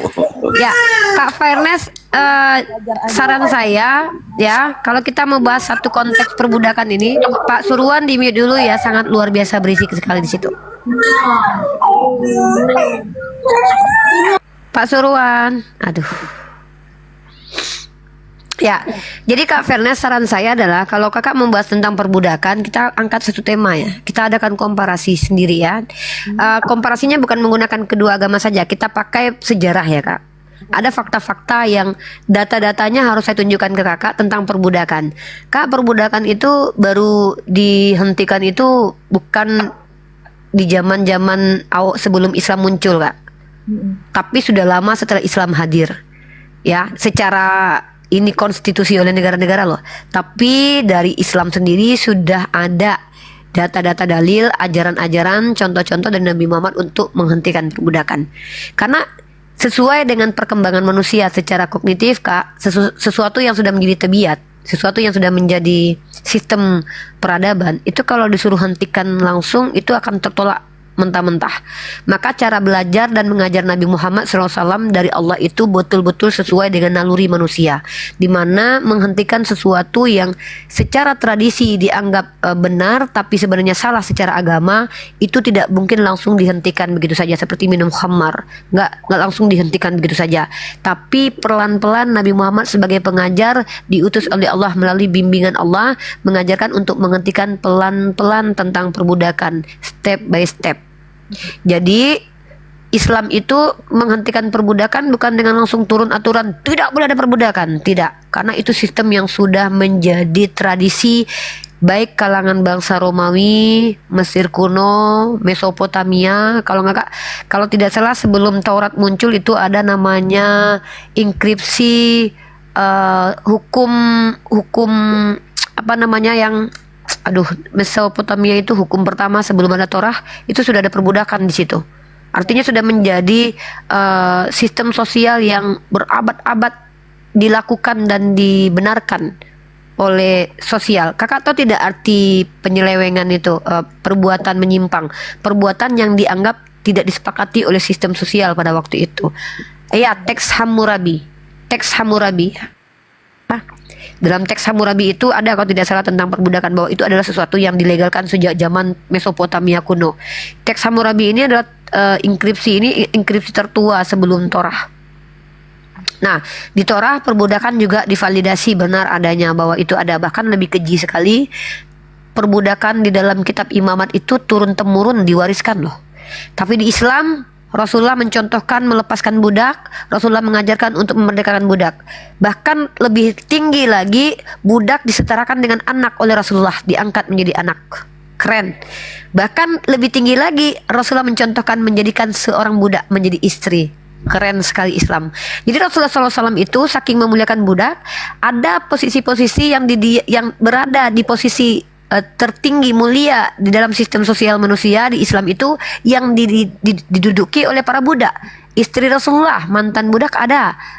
Anak angkat Rasulullah, mantan budak ada. Sahabat terdekat yang kata Rasulullah bahkan sendalnya sendiri terdengar di surga itu adalah budak. Bayangkan, apakah ada di dalam kaidah agama lain seperti ini? Jadi kalau kita bicara kakak terganggu dengan adanya budak boleh dikawini, kakak harus tahu dalam sistem sosial peradaban budak itu adalah properti, Kak. Jangankan digauli, Kak, disiksa saja dibolehkan dalam kitab Torah. Saya akan tunjukkan datanya. Kalau dipukul budak tidak meninggoy dia tidak masalah. Tapi kalau dia meninggal 2 hari baru dihukum. Karena itu properti.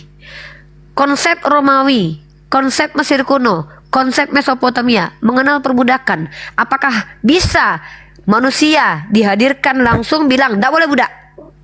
Mungkin nggak Rasulullah begitu? Tentu Allah tahu cara mendidik yang benar. Cara mendidik yang benar apa? Namanya manusia kalau sudah terbiasa dengan kebiasaan itu tidak bisa langsung. Tapi diperlihatkan dulu konsekuensinya. Ini kalau begini budak diteruskan nih gini nih. Makanya kemudian dihilangkan dengan cara adanya sistematik yang betul-betul bisa menyentuh hati dan rasio manusia. Caranya apa? Ini budak, lihat nih. Ternyata ada budak-budak yang berkualitas yang betul-betul bermanfaat buat peradaban. Siapa? Bilal bin Rabah. Ketika Bilal bin Rabah dimerdekakan, ternyata dia menjadi orang yang sangat-sangat luar biasa di sisi Rasulullah. Artinya ternyata budak tidak serendah itu. Tapi kita lihat sejarah Amerika, Eropa, asal berkulit hitam saja budak. Kenapa? Karena Tuhan berkulit putih. Kenapa yang jahat-jahat diidentikan dengan warna hitam? Itu yang membuat kenapa Muhammad Ali itu pindah keyakinan ke Islam. Karena dia bertanya, kenapa Tuhan itu harus berkulit putih? Kalau Tuhan berkulit putih, seolah-olah berkulit hitam ini tidak layak menjadi hamba Tuhan. Kenapa Tuhan hanya datang dari Bani Israel? Kalau Tuhan hanya datang dari satu suku, maka suku yang lain tidak layak. Itulah yang dilakukan oleh Bani Israel. Meninggikan suku mereka, merendahkan suku yang lain. Itu faktanya suku Amalek itu diperangi Tuhan turun-temurun. Itu kenapa sampai sekarang Zionis membabi buta menghabisi orang-orang di Palestina. Karena menurut kitab kalian, dikatakan Filistin itu adalah apa? Orang yang boleh diperangi, anak kecilnya boleh dihabisi. Paradigma itu muncul dalam kitab suci, maka wajar ketika ada orang yang mengimani kitab itu sebagai kitab suci, menghabisi anak-anak kecil dari kalangan Filistin. Ini trigger yang jelek dari kitab suci. Ini trigger yang sangat buruk dari kitab suci. Apakah Al-Quran seperti itu? Coba, apa kata Allah? Yang membedakan engkau dan yang lainnya adalah iman dan takwa di dalam dadamu. Bukan siapa bapak moyangmu, bukan siapa keturunanmu, warna kulitmu, bukan. Makanya budak itu duduk setara dengan Rasulullah. Duduk setara dengan sahabat Rasulullah, budak. Bilal bin Rabah budak berkulit hitam, tapi kedudukannya lebih tinggi daripada Fir'aun. Sendalnya Bilal itu terdengar di surga. Saya mungkin lebih hina daripada sendal Bilal bin Rabah. Padahal saya wanita merdeka, kulit saya tidak sehitam Bilal. Kenapa? Yang membedakan saya dengan Bilal adalah iman dan takwa Bilal. Bilal ketika beriman kepada Allah, diletakkan batu di dadanya. Allah, Allah, Allah, Allah. Saya belum tentu sanggup kayak Bilal. Ini Islam. Ini Islam. Tapi kalau kita bicara tentang Kristen, mari kita bahas. Kristen adalah agama yang doktrinnya, keselamatannya, kenikmatan keselamatan umat Kristen hasil penderitaan Tuhan. Iya, iya. Masuk nggak di hati kakak? Hati, pakai empati gak? Kakak tahu beda psikopat dengan orang normal gak? Orang-orang yang disebut dengan psikopat itu bukan hanya kehilangan empati, tapi memang tidak punya empati. Empati adalah daya hasil dari Ada aja yang nggak masuk akal baik di Kristen maupun Islam. Jadi itulah yang membuat saya kayak masih ragu. Jadi ya, bukan yang di Islam kan tadi saya sudah jelaskan. Menurut kakak tidak masuk akal yang saya jelaskan tadi. Hanya Islam satu-satunya agama yang memerdekakan budak, bahkan meletakkan budak di posisi teratas. Masih nggak masuk akal. Saya sudah ceritakan. Saya sudah ceritakan. Bilal bin Rabah budak. Kedudukannya di sisi Rasulullah mulia. Anaknya Zaid bin Haritsah itu budak. Kakak tahu tidak? Zaid bin Haritsah itu kenapa bisa jadi anak angkat Rasulullah? Oke, saya ceritakan. Silakan kakak tolak ini. Zaid bin Haritsah adalah anak yang hilang dan diambil oleh orang kemudian dijual. Karena kalau zaman dahulu itu orang yang tidak punya identitas, orang yang hilang, orang yang hasil dari tawanan kala perang itu dijual, diperjualbelikan. Makanya Yusuf itu diperjualbelikan oleh kakaknya karena dia oleh orang-orang Ismailit atau orang-orang dari kalangan Arab dari Mesir ya, karena dia ditemukan di sebuah sumur. Artinya tidak terlihat bahwa dia dimiliki oleh keluarga tertentu. Maka Zaid bin Haritsah waktu dia kecil itu hilang. Ketika dia diambil dan dijual di pasar budak, dia dibeli oleh Sayyidah Khadijah. Sayyidah Khadijah kemudian menghadiahkan budak tersebut untuk Rasulullah Shallallahu Alaihi Wasallam.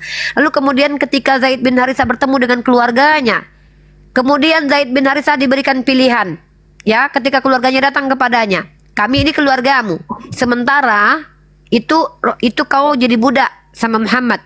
Maka Rasulullah berdiri, Zaid silakan kau pilih. Kau tahu kedudukanku di depanmu dan kau tahu ini keluargamu. Zaid seorang budak lebih memilih bersama Rasulullah. Bayangkan kenapa seorang budak lebih memilih bersama majikannya ketimbang sama keluarganya. Ada apa dengan orang ini? Maka kemudian ketika orang tua Zaid mengatakan, kau menghinakan keluarga kita, bukankah kau hanya jadi budak di situ sementara kau bersama kami jadi orang merdeka? Apa kata Rasulullah? Hari ini ku bebaskan Zaid, bahkan dia menjadi anak angkat dari Rasulullah Sallallahu Alaihi Wasallam. Tapi Rasulullah bukan orang yang diajarkan berdusta. Yang namanya anak angkat tidak akan pernah setara dengan anak kandung. Ketika dia mau diberi nama Zaid bin Abdullah bin Muhammad, tidak layak, tidak bisa, karena memang bukan hasil biologis dari Nabi Muhammad. Maka tetap namanya Zaid bin Haritsah. Lihat Islam, ketika budak sudah jadi anak angkat, nama bapaknya tetap tidak dihilangkan. Lihat Islam, ini Islam nih. Tapi coba lihat kitab kalian, Yesus bukan anaknya Yusuf, dikatakan anak Yusuf. Penipuan ini. Lihat Islam kak, jujur. Jadi ketika Zaid bin Haritsah tetap menjadi Zaid bin Haritsah, dia menjadi anak angkat Rasulullah SAW, itu pilihan Zaid. bukan karena keterpaksaan. Dan kakak masih bertanya sama saya, masih bilang nggak make sense perbudakan dalam Islam. Justru Islamlah yang agama satu-satunya yang menghilangkan perbudakan by sistematik menggunakan penalaran yang sehat. Budak boleh, bahkan nikahilah budakmu, disuruh nikahi. Pernikahannya nggak dibedakan, kasih mahar. Sama dengan menikahi wanita-wanita biasa, nikahi budakmu, kasih mahar. Lebih baik kau menikahi budakmu ketimbang kau nikah wanita musyrik yang merdeka. Ini Islam loh. Ini kalau masalah tawanan digauli, coba tunjukkan kepada saya satu tawanan Rasulullah yang digauli paksa oleh Rasulullah. Tunjukkan satu. Tunjukkan kepada saya satu tawanan, satu perempuan yang digauli Rasulullah kemudian bersuara mengatakan terzolimi. Tahu cerita Maria Kipti? Tahu cerita Safia? Anda tahu bagaimana kedudukan perempuan-perempuan ini, Maria Kipti? Ketika Rasulullah sakit, lalu apa kata Maria Kipti? Seandainya penyakit itu bisa pindah kepadaku, aku saja yang sakit. Sayyidah Aisyah cemburu, wajar, itu normal. Istri dengan istri lain cemburu wajar, asal tidak ditunjukkan dengan cara-cara yang tidak baik. Lalu apa kata Rasulullah? Dia benar.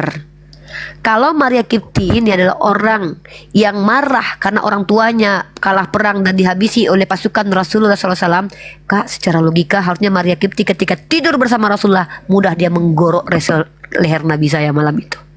Ada nggak dilakukan Maria Kipti? Kok justru dia jatuh cinta sama Nabi saya? Safia atau Maria Kipti, di antara keduanya, silakan kalian cross check ya, silakan kalian cross check.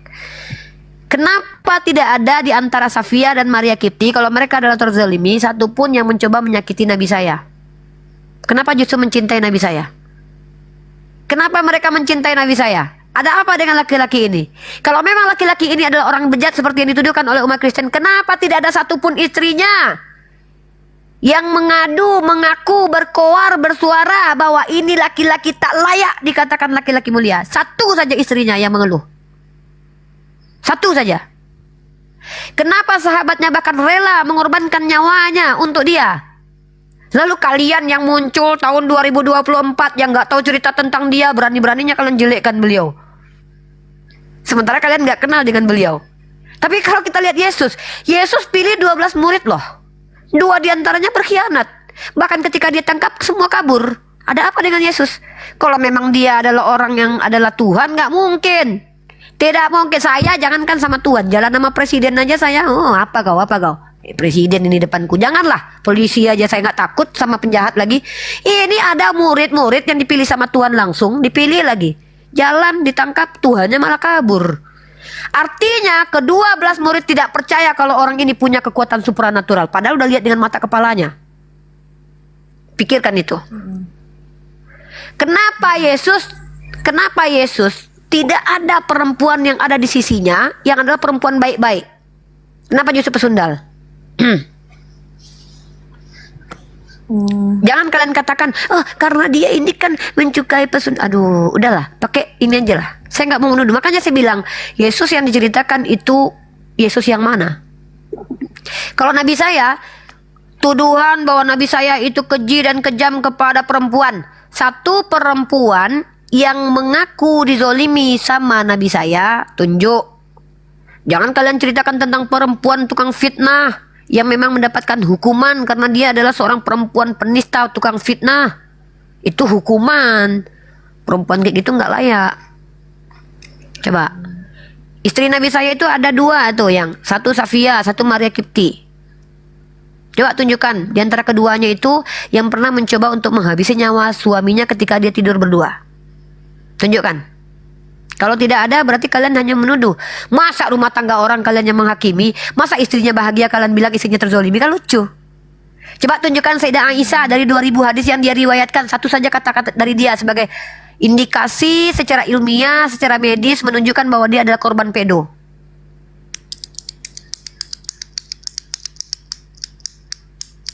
Kalau nggak ada nggak usah banyak bacot.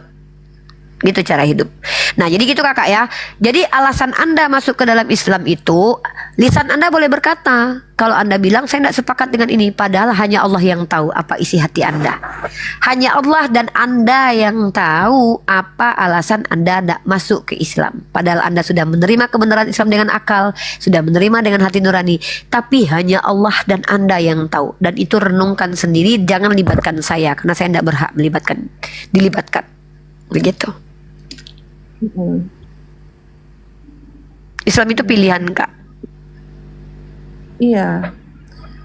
Ya, ini ya nanti akan lebih dipelajari lagi. Masih. Ya silakan. Ya nanti akan lebih dipelajari lagi sih Uni, karena memang ya aku nggak tahu lah ya, terlalu kritis mungkin dalam apa-apa. Bagus. Mungkin saya terlalu. Itu keren. Karena- Orang kritis itu orang anti penyesatan dan anti tipu-tipu, itu keren. Justru lebih bagus. Islam itu adalah orang yang masuk ke Islam itu kak, ciri-ciri orang berislam itu adalah berakal. Setiap saya mengkritisi apa yang nggak masuk akal tuh saya takutnya dikira oh ini mau ngehujat. Sebenarnya ada hal-hal yang memang saya nggak memahami gitu kok seperti itu. Oh Karena enggak. bagi saya kalau pindah itu kan pasti kan tidak mudah. Pertama, kalau di Indonesia stigma keluarga, orang sekitar. Artinya kalau kita mau mengambil keputusan pindah itu harus yakin betul, jangan ada keraguan. Nah mungkin keraguan-keraguan itu masih saya pelajari lah gitu kan, dan Ya. nggak bisa ya memang Silakan. jujur. Silakan saudariku, itu hak kita. Hak kita itu adalah tidak mau dibodoh-bodohi, itu hak kita. Dan saya orang yang akan menjadi teman diskusi Anda. Silakan follow akun saya. Kalau menurut Anda saya kompeten menemani perjalanan spiritual Anda dalam mengkaji agama-agama, saya bersedia. Tapi kalau menurut Anda saya tidak kompeten, tinggalkan saya. Saya tidak pernah berharap untuk diikuti. Saya hanya berharap bisa diberi waktu dan umur untuk menyampaikan hasil kajian saya. Masalah didengarkan atau tidak didengarkan itu bukan harapan saya. Itu adalah bonus. Itu. Dengar.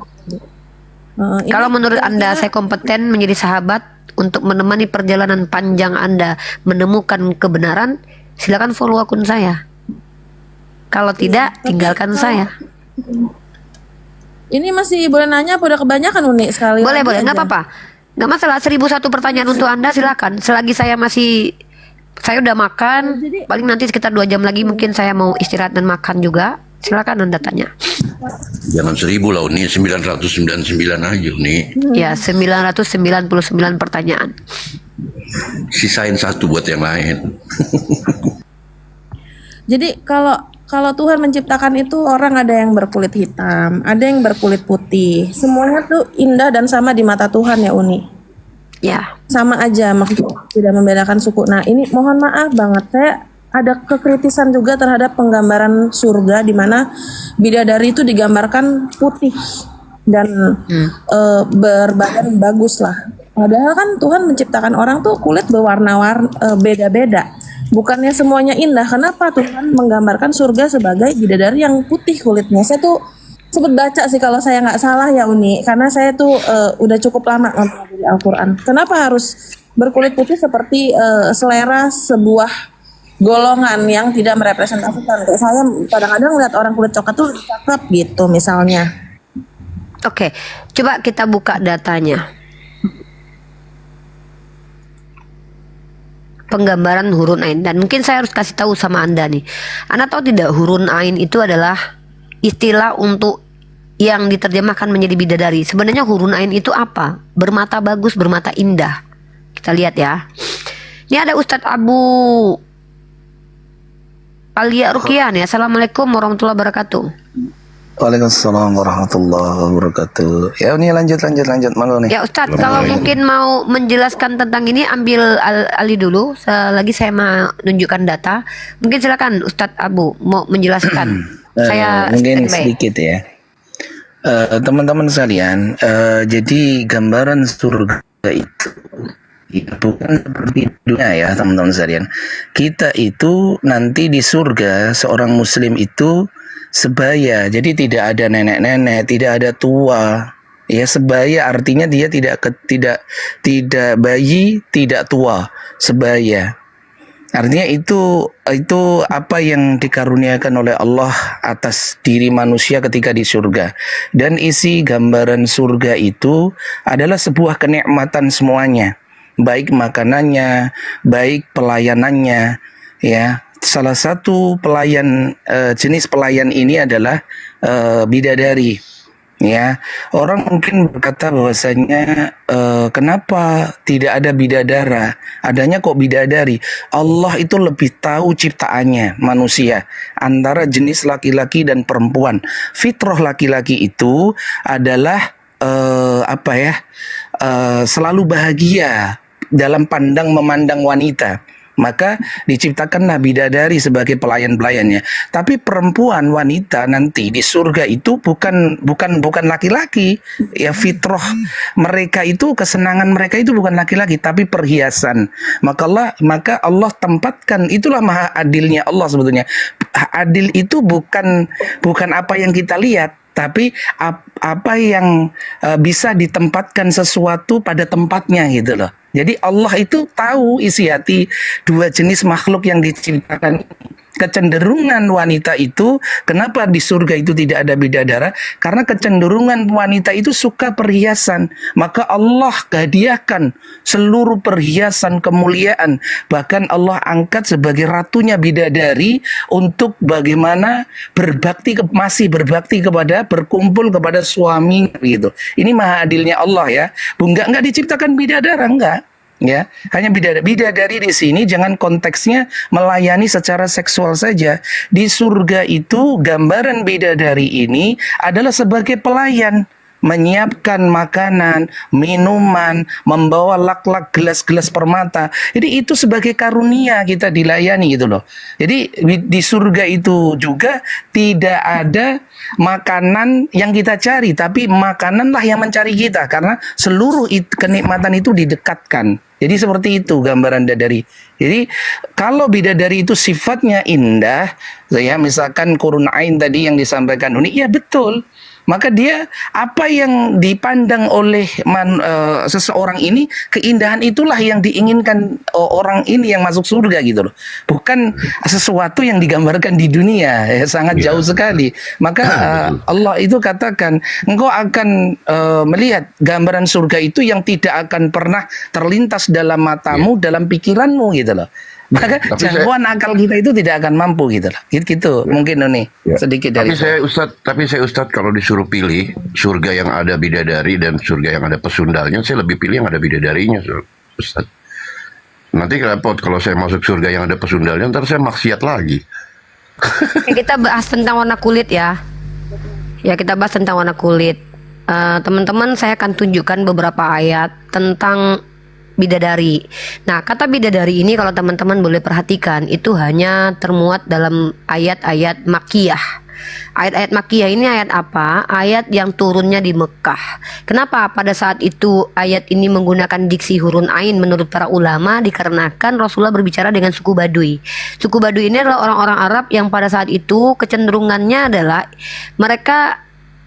menurut mereka secara psikologi keindahan itu seperti yang mereka bayangkan itu, ya, dengan mata yang indah. Padahal urun ain disebut sebenarnya diganti kemudian di dalam ayat-ayat Madaniyah kemudian adalah orang-orang yang disebut sebagai pasangan, azwajah, pasangan. Ya, itu harus dipahami hal itu, konteks ayat secara Madaniyah dan Makkiyah. Nah, terkait tentang warna kulit, saya mencari tahu tentang warna kulit. Itu ada di tafsir. Makanya saya minta tolong tunjukkan kepada saya ayat secara spesifik tentang bidadari. Kenapa saya katakan itu tafsir? Saya nggak tahu ya, kalau ada tolong tunjuk nanti. Kalau memang di hadis tunjukkan, mungkin saya yang masih terlalu minim ilmunya harus cari lagi. Bahwa dalam hadis riwayat pun disampaikan bahwa surga itu adalah kenikmatan yang belum pernah mata melihatnya, belum pernah telinga mendengarnya, dan belum pernah pula terbetik dalam kalbu manusia. Lalu dari mana ada orang bisa menentukan kulit dan itu? Tapi kalau ada yang bilang kecenderungan kesukaan kulit warna putih, itu memang kecenderungan manusia pada sebagian laki-laki kan, menyenangi. Bahkan bukan laki-laki aja, perempuan aja lebih suka kulitnya putih daripada hitam. Nah, kalau kita bicara pasal selera, siapa yang bisa membuktikan bahwa selera si A tidak terpenuhi, selera si B hanya terpenuhi? Ini kan makanya saya minta data. bahwa yang dimaksud dengan bidadari itu adalah hanya berkulit putih, tidak ada yang berkulit coklat seperti saya manis begini. Siapa bilang? Tidak ada wanita-wanita berkulit manis seperti saya eksotik begini gitu. Kan begitu. Nah, apalagi yang disebut dengan azwaja, orang yang dinikmati adalah istri. Apa kulit saya langsung berubah jadi putih nanti ketika saya di hadapan Allah? Mana buktinya begitu? Siapa bilang nanti kulit saya berubah jadi putih seperti orang-orang Cindo itu, ya kan? Bahwa kulit saya tidak se-eksotik ini. Siapa yang bilang? Apakah ada ayat yang mengatakan Unirifa nanti kalau seandainya jadi apa langsung berubah putih kulitnya? Ada nggak? Kulit saya ini eksotik loh. Ini kulit terindah di muka bumi loh. Orang putih pengen kayak saya loh. Orang hitam yang legam pengen kayak saya loh. Siapa yang bilang? Ada nggak yang bilang secara eksplisit bahwa nanti Unirifa atau orang-orang hitam Afrika itu yang manis-manis itu akan berubah jadi putih kulitnya? Coba. Saya nggak tahu nih dapat dari mana. Karena kalau ada orang yang merepresentasikan surga itu tidak absolut kebenarannya. Karena Allah sudah katakan dalam riwayat hadis. Nabi Muhammad katakan surga itu sesuatu yang belum pernah dilihat oleh manusia, belum pernah didengar, belum pernah dirasakan. Jadi kalaupun ada yang merepresentasikan kecuali Al-Quran, maka itu tidak absolut. Maka di Al-Quran, coba saya mau tahu nih, saya lagi cari nih, saya lagi data. Kalau memang ada kulit putih misalnya, nah di surat tafsir surat Ar-Rahman nih, tafsir surat ayat Ar-Rahman ya. 58. Nah itu saya Ayat katakan 58. ya, jadi kalau ada pencerminan mereka terkait dengan mereka seperti permata dan nah berarti kalau tidak ya, digambarkan kalau kita bicara indah ya kembali ke selera Mbak, karena kan surga itu untuk siapa yang memiliki selera itu. Contohnya gini Kak, nggak mungkin juga surga itu kalau seandainya selera saya adalah buah mangga yang dihadirkan kepada saya buah pisang, kan begitu ya kan? Jadi ketika ada laki-laki yang lebih suka dengan kulit eksotik, maka ditampilkan kepada dia putih. Kalau ada kan penggambarannya itu tafsir ya. Kenapa? Karena orang yang mentafsir itu kecenderungannya ya seperti itu. Jadi wajar, dan tafsir itu tidak boleh absolut. Kenapa? Karena ini mentafsir, bahkan kata Allah takwil pun tidak absolut.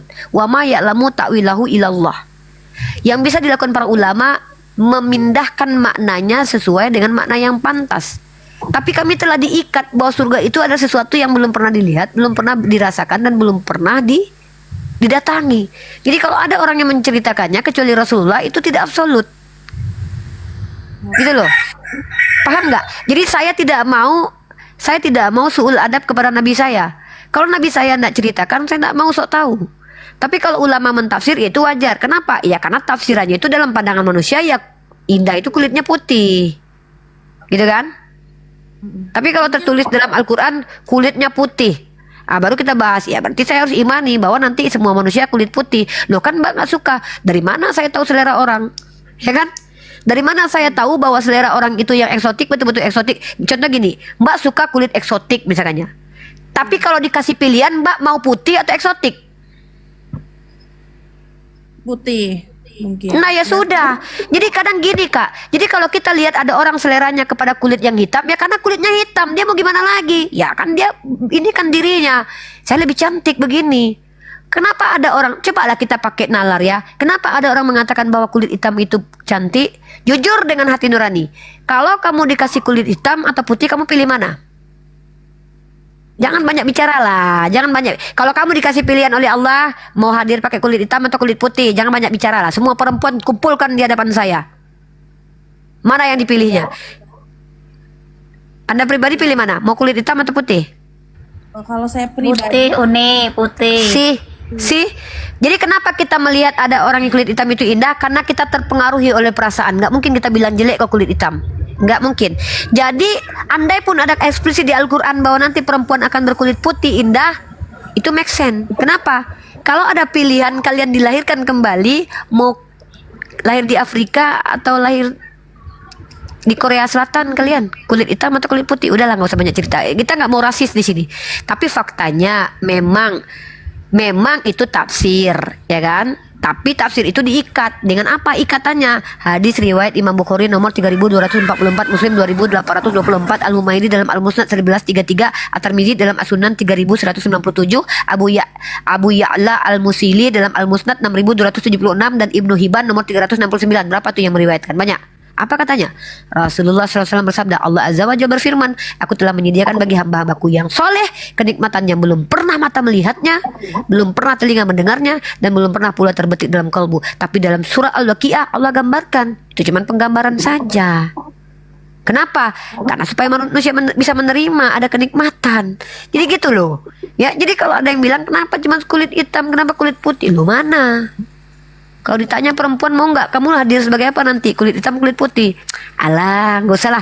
Buktinya itu produk skincare paling banyak laku itu pemutih. Udahlah. Kalau di Enggak minum nih. Putus-putus dijelaskan ini Ustadz ada Abu Alia. tafsir Zubadut ya.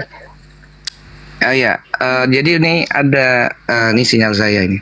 Jadi ada tafsir ya dari surat Ar-Rahman itu warna kulit mereka itu kemerah-merahan. Jadi sawo matang malah di sini ya keindahannya kayak saya, ya. Mbak. Digambarkan sebagai yakut permata ya seperti Berarti kayak permata saya kemerah-merahan dong ya, itu. Masya Allah.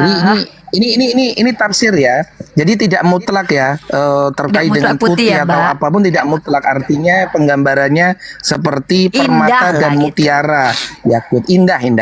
Begitu. Indah lah, Mbak. Ini malah digambarkan Indah, kemerah-merahan, berarti kan sawo matang. Ini ada yang menyampaikan gitu. Tapi gampang lah Mbak. Mbak kalau mau kulit hitam nanti kalau Mbak udah jadi Islam nanti minta aja sama Allah, ya Allah. Jadikan kulit saya hitam lah ya Allah. Bisa itu.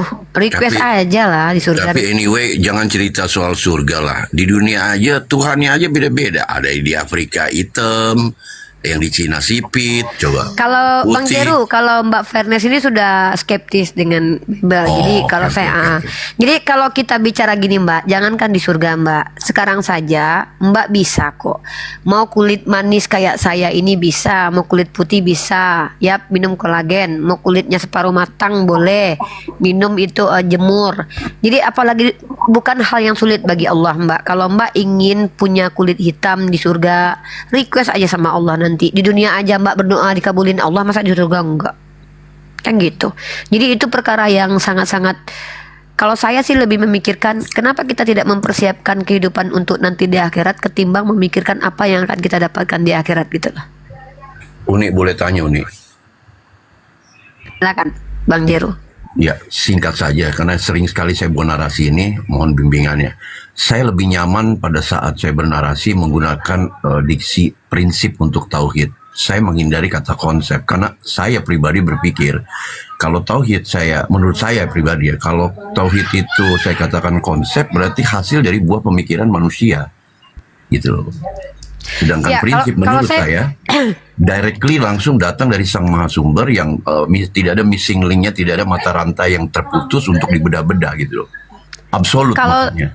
Kalau saya lebih mikir, kalau saya tidak masalah dengan penggunaan bahwa tauhid itu konsep dan juga prinsip. Kenapa saya tidak bermasalah dengan itu? Pertama adalah tauhid itu bukan konsep yang dibawa Nabi Muhammad, tapi konsep yang memang manusia itu ketika memahami sesuatu ya dengan konsep. Kan tauhid itu cara kita memahami Allah, cara kita menuhankan Allah. Memang cara kita menuhankan Allah kan, persepsi kita atau konsepsi kita tentang Allah. Dan itu kan konsep. Bukan berarti itu adalah konsep Nabi Muhammad yang diajarkan ke kita, bukan. Itu tetap wahyu, tapi tetap merupakan, coba bertauhid kamu. Kan kata kerja. Saya bertauhid nih. Nah, bertauhidnya apa? Dengan cara saya mengatakan Allah itu ya satu-satunya. Itu konsepsi saya tentang Allah. Saya masih nggak masalah dengan itu. Bukan berarti itu konsep Nabi Muhammad yang diajarkan ke kita. Tetap itu wahyu. Gitu loh. Karena tauhid itu kan kita ke Allah. Nah, wahyunya apa? Allah Ahad, Allah Al-Wahid, itu wahyunya. Cara kita ke Allah yaitu konsep kita. Konsep saya ke Allah, cara berpikir kita, abstraksi saya tentang Allah yaitu bertauhid. Apa tauhid saya? Makanya muncul ulama kemudian dengan konsep uluhiyah, rububiyah. Itu kan ada diajarkan Nabi Muhammad itu. Tapi kan dibuat konsepnya oleh para ulama. Dan saya tidak masalah dengan itu. Bagi saya pribadi loh ya. Sudut pandang saya terhadap Allah, yaitu konsep saya kan dalam bahasa ilmiahnya. Konsepsi saya tentang Allah kan. Ya udah tauhid. Apa konsep saya tentang Allah? Tauhid. Konsep itu yang ngajarin siapa? Wahyu. Wahyunya dari Nabi Muhammad. Apakah sama tauhidnya Nabi Muhammad dengan saya? Saya berusaha sama dengan Nabi Muhammad, tapi saya tidak bisa pastikan saya sama dengan Nabi Muhammad. Karena tentu tidak mungkin pemahaman saya dengan seorang Nabi sama. Tapi setidaknya saya menyimpang tidak? Tidak. Apakah sama? Tentu Rasulullah pemahamannya jauh lebih mapan. Iya. Nah, Mengenai ya. kualitasnya. Iya, kualitasnya gitu kan. Tapi yang sholat silakan sholat, saya sedang tidak sholat. Ya Mbak Fairness, fokus ke Mbak Fairness. Bang, ya silakan, apa lagi yang mau disampaikan Mbak? Udah cukup karena ada kegiatan. Terima kasih untuk ilmunya Uni. Saya harap sih teman-teman komentar ini, kita ini kan hanya belajar ya. Artinya nggak ada Sama-sama belajar, saya dan Anda sama-sama belajar. mempelajari agama lain. Jadi kekritisan kita itu jangan dianggap kita ini mau menghujat. Karena saya baca komen ini kayaknya kita ini mau mencari kesalahan. Enggak, saya jujur, saya murni. Saya memang hanya mencari hal-hal yang saya memang terlalu banyak mempertanyakan gitu ya. Ini hanya Oke. aja. Mudah-mudahan ya ini menjadi ilmu aja. Terima kasih Uni. Saya mau Terima kasih, sama-sama. Ya, terima kasih Fairness. Fairness gini loh. Ya, kalau saya begini ya. Saya hidup di Indonesia. Hak beropini saya dilindungi oleh Undang-Undang Pasal 28E nomor 2 dan 3. Seandainya saya ada salah bicara, hak orang untuk menghakimi saya. Tapi mereka tidak berhak menentukan saya salah atau benar, karena saya tinggal di Indonesia. Tapi kalau saya dikriminalisasi, maka saya adalah orang yang tidak takut dikriminalisasi. Saya tidak pernah takut kalaupun ada yang mau menghakimi saya secara perorangan. Kenapa? Saya tahu konsekuensi menyampaikan kebenaran itu adalah akan dianggap tidak benar oleh orang-orang yang tidak benar. Konsekuensi menyampaikan kebenaran itu sejak zaman purbakala itu akan bertentangan dengan banyak orang. Itu pasti. Jadi jangan pernah takut dengan kebenaran perspektif Anda dulu, dan kemudian buktikan kebenaran Anda itu kebenaran yang tidak lari dari undang-undang, tidak lari dari etika dan moralitas. Kecuali Anda mengatakan sebuah asumsi yang tidak ada dasarnya, lalu rupanya bentuknya cacian. Kayak saya berani mengatakan, saya bisa membuktikan Yesus itu anak hasil hubungan badan. Dasarnya ada, alat yang saya gunakan juga ada gitu. Jadi nggak perlu takut Fairness. Kamu coba lihat sendiri. Bahkan orang seperti Darni Rasmi yang jelas terang-terangan menghujat saja masih belum dilaporkan umat Islam. Kenapa? Ada pemakluman di antara umat Islam. Karena yang bicara ini adalah orang yang tidak ada akalnya, yang otaknya udah konslet, seorang PSK misalnya.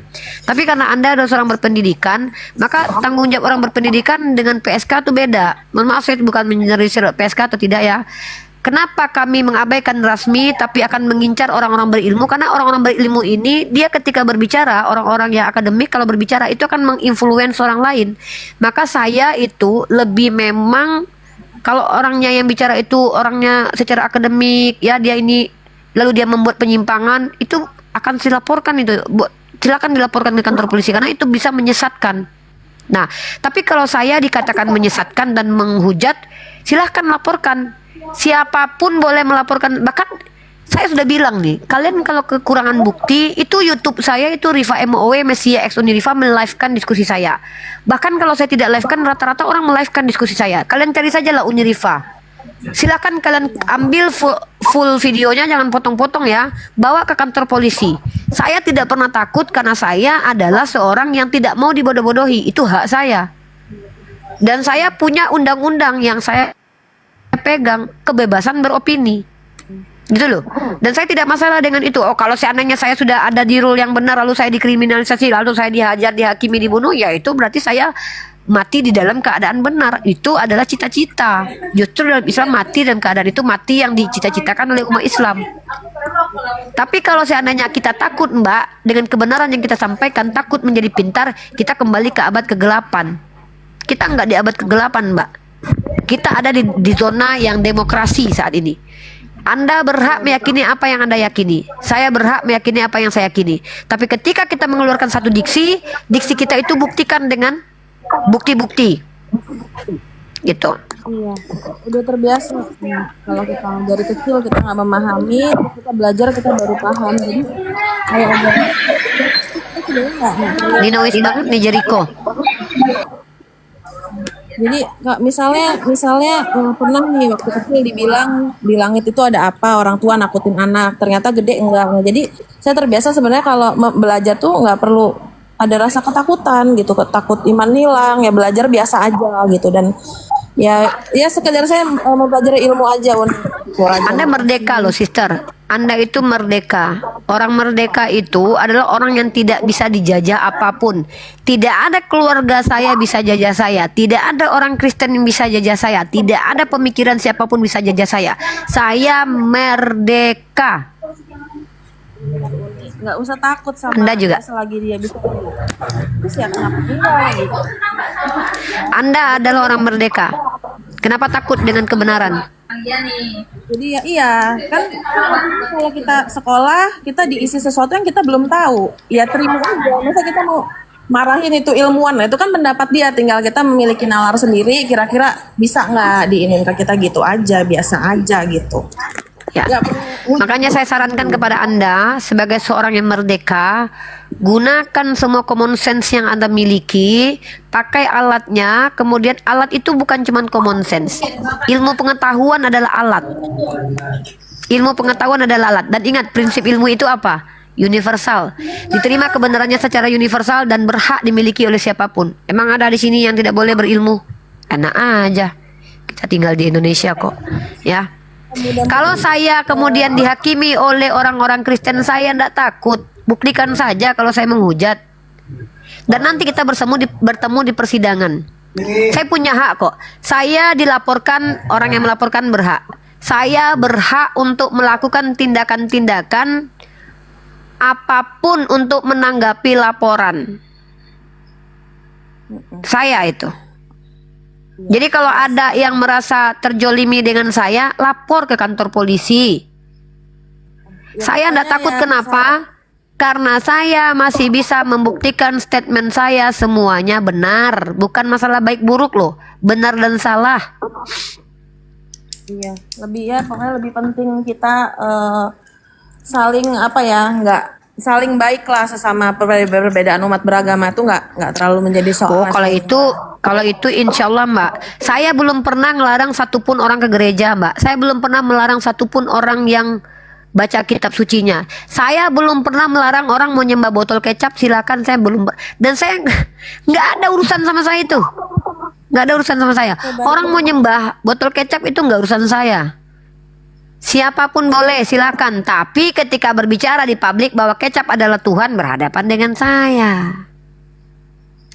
Terima kasih Uni ya, saya ada janji jam 7. Makasih Uni. Ilmunya. Sama-sama. Terima kasih. Sama-sama Kak Fairness. Semoga Allah berikan hidayah dan Anda dapat apa yang Anda cari. Anda tidak akan dapat apa yang Anda tidak cari ya. Oke, baik. Kita lanjut diskusi kita dengan siapa lagi? Cece. Silakan Cece. Cece silakan mau bertanya, mau menyampaikan, boleh?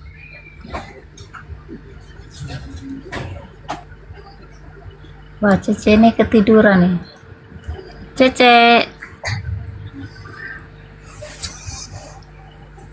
Yang mau sholat silakan sholat. Saya lagi nggak sholat.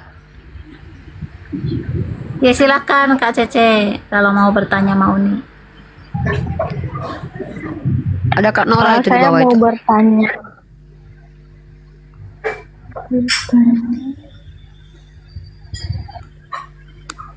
Ya Kak Cece silakan mau bertanya. Kalau ada saya silakan tanya. Ini Nora Aritonang akun asli atau palsu ini? Kak Nora. Asli, tolong di follow ya. Assalamualaikum warahmatullahi wabarakatuh. Masa pula bisa kena tombak di roomnya si Jul tadi? Ya Di room siapa? Allah. Di room siapa? Si Jul tadi kan di situ buka di room si Jul kan menceritakan tentang kesaksian mualaf. Hanya itu saja kena tombak. Jul JCC.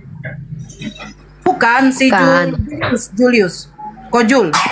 Oh, Kojul. Julius, kok Julius? Ya Kak Cece silakan Kak. Pertanyaan mumpung saya masih belum istirahat. Bentar lagi saya istirahat. Saya aja kemarin Kak ditombak di sini. Kalau cuma diam doang, kena tombak. Yang lebih seru saya dong di tempat Palopo, ya kan? Tiba-tiba saya mute, saya ada di bawah, bukan di layar utama, pergi ke toilet, balik lagi saya udah ada peringatan, udah di bawah, terus Anda melanggar, saya balik lagi. Apa saya salah masuk toilet perempuan? Salahnya di mana ini kan? Diledekin sama si Palopo. Coba bang, periksa Silakan, Pak dulu. Cece. Salah masuk toilet kali katanya. Soal pengumuman TikToknya Anda melakukan kesalahan. Padahal diem, lagi di mute diem. Ini biangnya nih, dalangnya nih si Jul ini dia nih. di Apa samping udah gue. aku ingatkan tutup, kau nggak mau. Kau pergi bahas pula. Iya, tapi kan dipancing aku tadi. Cuman lah sama si siapa itu abang yang sebelah dengan Bang Nathan. Si Sincan. Sincan. Ya silakan Kak Cece. Lanjut. Mbak Cece monitor. Mbak Yang Cece, lain. Mbak Cece. Iya. Ya silakan Mbak Cece.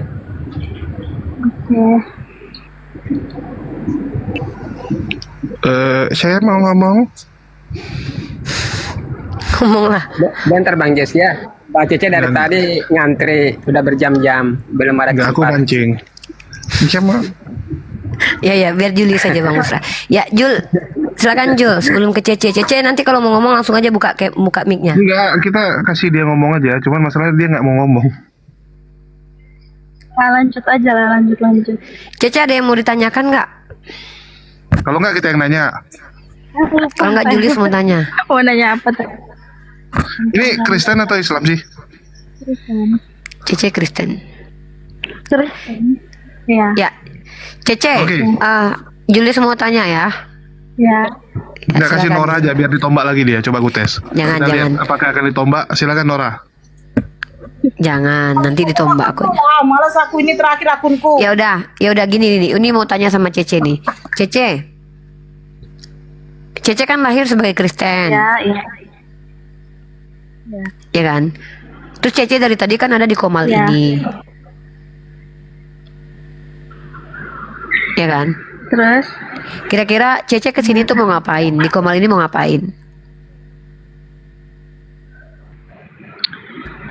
Saya ingin mencari tahu perspektif aja sih. Maksudnya kayak pemikiran orang agama lain terhadap Kristen, terus dengan Kristen melihat Islam itu. Jadi saya banyak nonton. Mau Cuma sharing?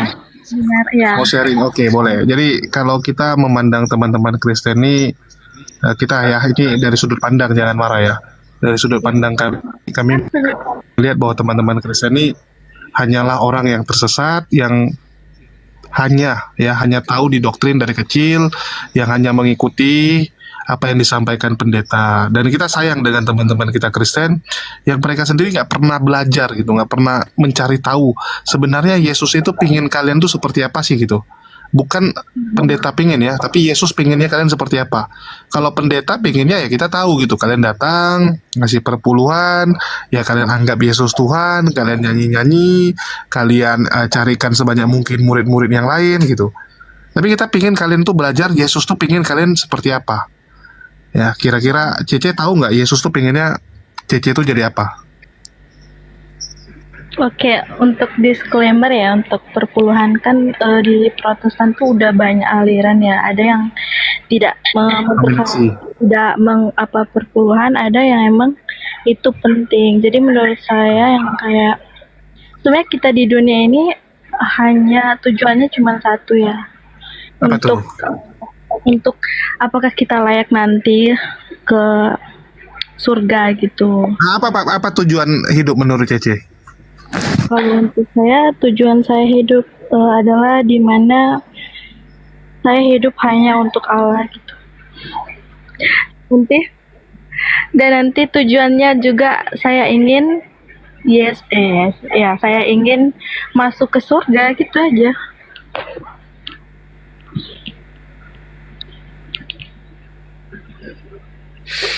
Ya masuk ke Hidup surga. baik-baik. Si Julius kena tombak ya. Julius kena tombak, itulah niat jelek ya Jul ya. Gara-gara pengen Kak Nora ditombak, ini kena tombak sendiri. Oke gini Cece, sebenarnya Uni mungkin kita kenalan dulu ya. Salam kenal buat Cece. Cece mungkin orang yang sudah sering nonton Uni.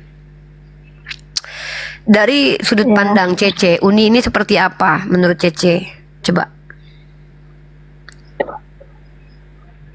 Oh, yang dari tadi saya ini menurut saya pemikiran Uni itu luas dan harus sesuai dengan data gitu. Ya, nah menurut Cece yang Uni lakukan salah atau tidak? Menurut Cece yaitu menggunakan pandangan yang luas dan data yang kita gunakan untuk membuat sebuah konsep berpikir itu salah atau tidak? Tidak salah sih. Untuk meneliti itu ya, sejauh itu.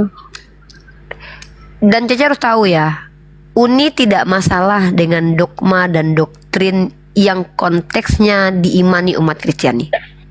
Bukti Uni tidak bermasalah, Uni tidak pernah melarang orang lain untuk menuhankan Yesus.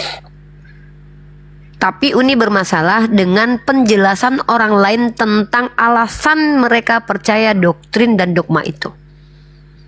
Kalau mau dilihat silakan lihat di sepanjang diskusi Uni.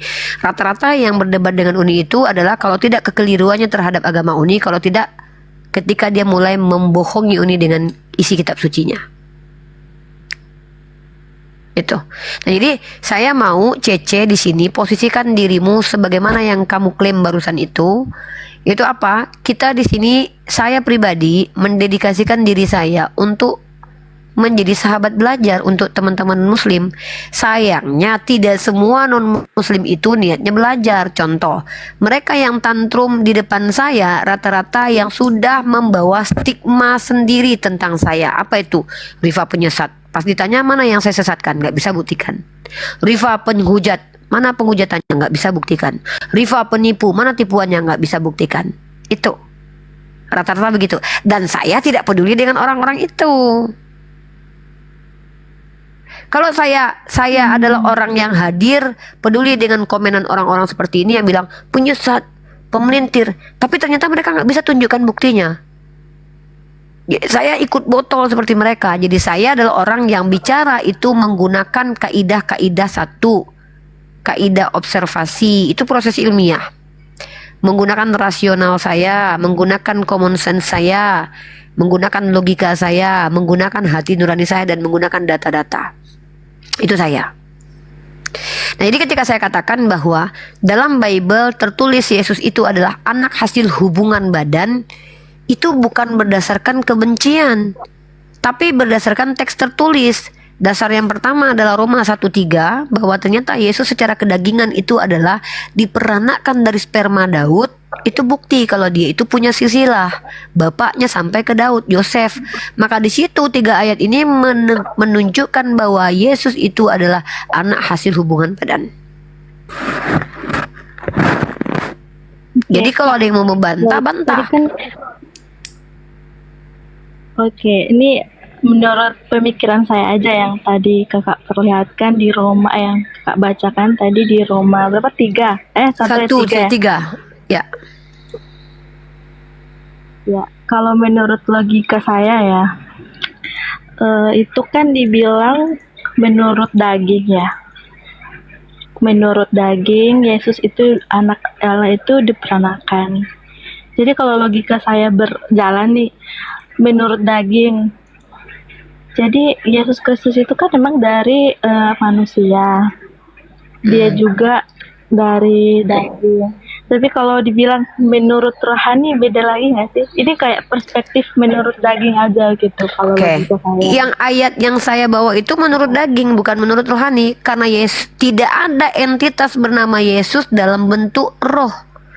Yesus di mana-mana dalam kitab Anda yang bisa kita lihat adalah sosok berdaging anak manusia, mengaku anak manusia yang dilahirkan dengan proses-proses normal, diberi nama Yesus. Itu yang kita bisa temukan dalam Bible. Tapi ada satu Yesus, ada 2 sebenarnya kalau kita lihat. Ada Yesus Barabas, seorang penjahat. Ada Yesus yang tidak berbentuk manusia tapi berbentuk tidak jelas yang ditemui oleh Paulus, mengaku sebagai Yesus. Jadi ada 4 lah ya, ada 4 lah. Yang pertama adalah, ini kita lihat ada beberapa Yesus dalam kitab sucinya kalian ya. Satu adalah Yesus, adalah anak biologis Yusuf dan Maria. Yang kedua adalah Yesus, yang lahir dari Roh Kudus. Yang ketiga adalah Yesus Barabas. Barabas. Yang keempat adalah Yesus yang berupa tak berbentuk yang ditemui Paulus dan juga ditemui oleh Yohanes di Pulau Patmos. Mari kita tunjukkan apakah keempat Yesus ini sama. Apakah orang yang sama? Saya bisa buktikan tidak.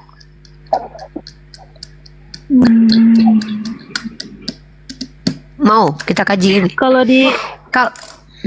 kalau difotoin ya, emang kalau menurut saya ya, emang Yesus Kristus itu adalah hasil dari apa yang Allah kehendaki. Kan di situ kita mengatakan ketika Allah berfirman maka hal itu terjadi. Jadi ketika Allah berfirman akan ada anak yang lahir tanpa dosa gitu lah ya, bisa dibilang. Itu adalah Yesus Kristus. Wah, itu Yesus. Itu adalah Isa Al-Masih, sayang. Itu adalah Isa Al-Masih. Gini, tidak mungkin ya, ini kita pakai penalaran nih. Ketika seorang manusia dihadirkan dengan magic oleh Tuhan semesta alam, diberi nama oleh Tuhan, menurut kamu mungkin tidak nama yang dipakai adalah nama yang biasa dipakai oleh manusia biasa?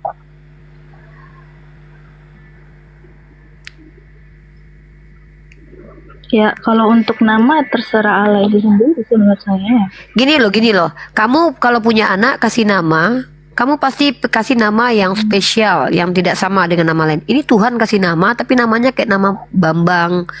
Penjahat aja udah pakai nama Yesus waktu itu. Ini Tuhan kasih nama loh. Tapi nama yang dikasih kalau nama yang dikasih justru nama receh, nama yang biasa, bahkan penjahat pun pakai nama itu, ngapain harus Tuhan yang ngasih?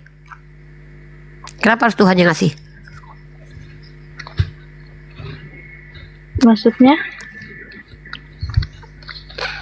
Kalau Tuhan yang kasih nama itu anak, apakah saya lebih pintar daripada Tuhan memberi nama yang nama itu adalah nama yang pasaran, nama yang sudah disebutkan kepada para penjahat kayak Yesus Barabas, Yesua bin Nun. Udah banyak yang pakai nama ini dalam perjanjian lama.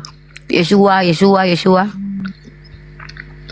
Mungkin tapi bisa, Tuhan yang kasih loh. Ya, karena artinya mungkin sama nama, tapi bagi Allah itu sendiri beda.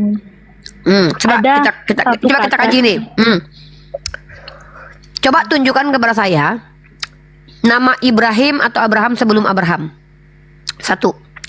Coba tunjukkan kepada saya nama Yakub sebelum Yakub hadir ke dunia. Tunjukkan kepada saya nama Yeremia sebelum Yeremia hadir ke dunia.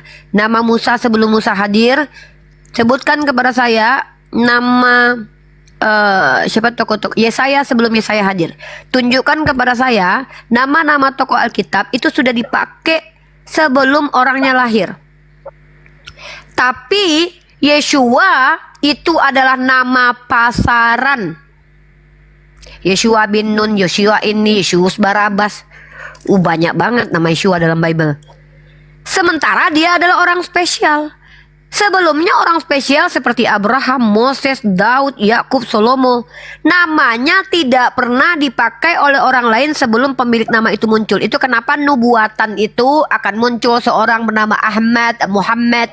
Tidak ada nama Muhammad sebelum Muhammad lahir, kecuali Muhammad itu sendiri yang menggunakan nama itu.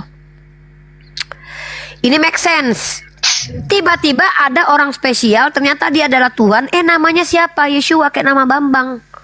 Sudah ada sebelum Yeshua itu nama dikatakan Yeshua. Nah, maka dari sini itulah kenapa saya tidak percaya nama anak Maria itu Yeshua. Namanya adalah Isa.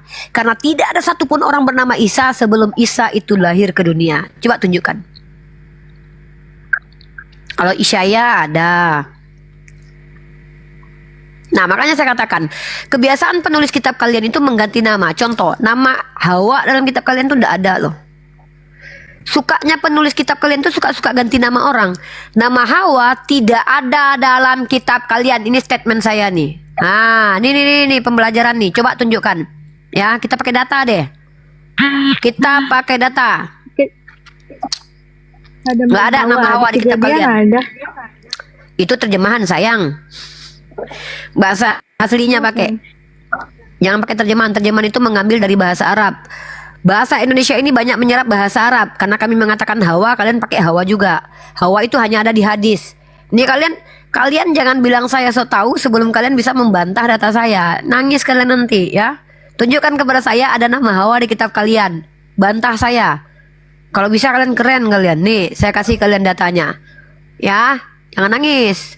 Kejadian pasal 3 nomor 20. Saya kasih kalian data. Pakai teks Septuaginta dulu ya. Karena kata kalian Septuaginta itu lebih dulu ada kan.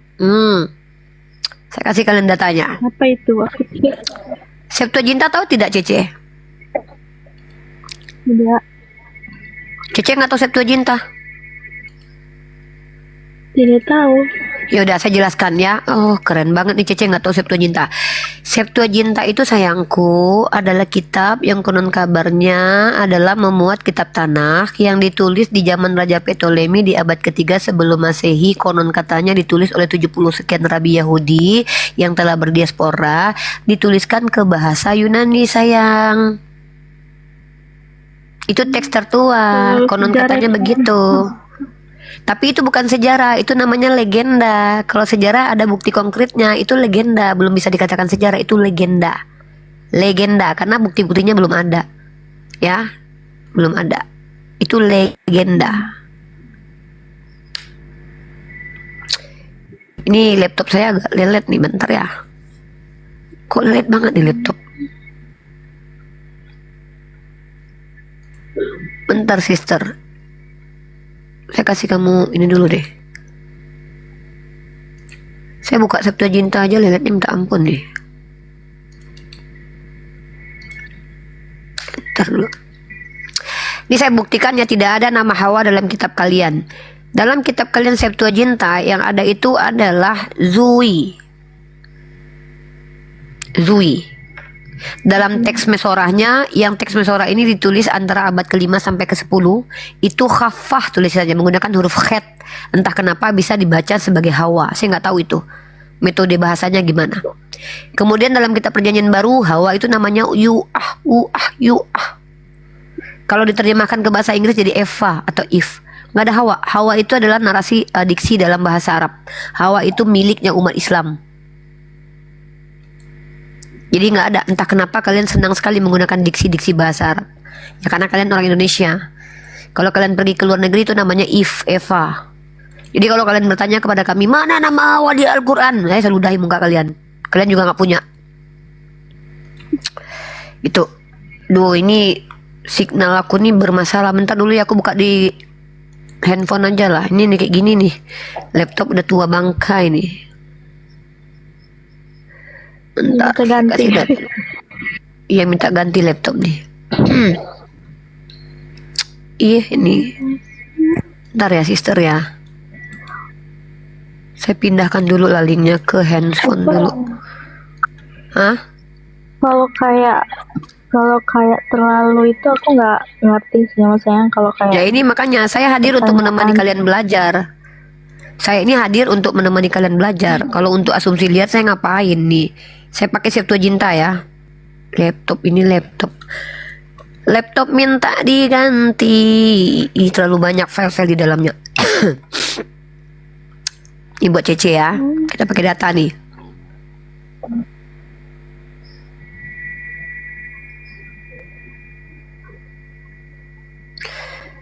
Ini juga lama nih kayaknya.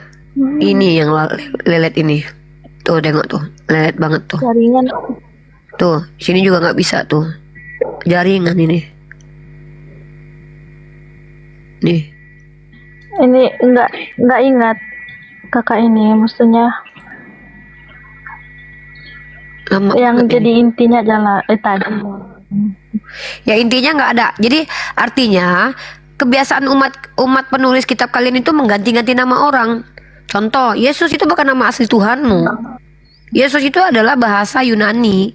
Memang diduga namanya Yeshua, tapi saya termasuk orang yang tidak percaya namanya Yeshua. Walaupun secara akademik banyak sekali orang-orang mengatakan namanya Yeshua. Karena secara logika Tuhan memberi nama orang spesial, nama yang sudah menjadi nama pasaran. Ibrahim itu sebelum dia sebagai Ibrahim ada nggak yang bernama Abraham atau Ibrahim? Nggak ada. Musa ada nggak nama Musa sebelum Musa hadir? Nggak ada. Daud ada nggak sebelum Daud? Ada nggak ada. Muhammad ada nggak sebelum Muhammad? Nggak ada. Itu makanya tidak ada nama seseorang bernama Isa kecuali Nabi Isa Al-Masih putra Maryam. Itu baru make sense kalau namanya itu Isa. Menurut saya kalau untuk nama nggak terlalu nggak terlalu masalah ya. Itu satu karena dulu, mungkin nggak. Maksudnya gini loh, kenapa saya ajak kamu membahas nama ini? Membuktikan bahwa di kitab kalian saja nama orang bisa dirubah-rubah, maka kesalahpahaman tentang seseorang itu probabilitas munculnya itu ada. Makanya saya katakan di kitab kalian itu sebenarnya yang mau dibahas tuh Yesus yang mana? Yesus yang terkutuk di tiang salib atau Yesus Isa Isou yang adalah anak Maryam yang mengajarkan kebenaran sebagai seorang nabi, atau penjahat yang layak mati di tiang salib, atau seseorang yang tidak jelas? Karena banyak, saya bisa tunjukkan ada berapa Yesus dalam Bible. Nah, saya bisa menunjukkan kalau Yesus yang kalian tuhankan itu adalah anak manusia yang hasil sperma, diduga punya keturunan si Daud. Gitu. Saya pakai data. Ya, kalau saya menegaskan yang tadi Yesus yang rela mati tuh. Nah, Yesus yang rela mati ini Yesus yang mana ini? Yuk kita bahas. Coba tunjukkan data kalau ada Yesus yang rela mati. Di mana dia? Kalau dia rela mati nggak mungkin dia ngilang-ngilang. Kalau dia yang rela mati, coba. Di Alkitab. Ya, di ayat keberapa? Yesus yang rela mati ini yang mana nih? Coba teman-teman Kristen yang lain bantu saudara Cece untuk menunjukkan bahwa kita sedang membahas Yesus yang rela mati.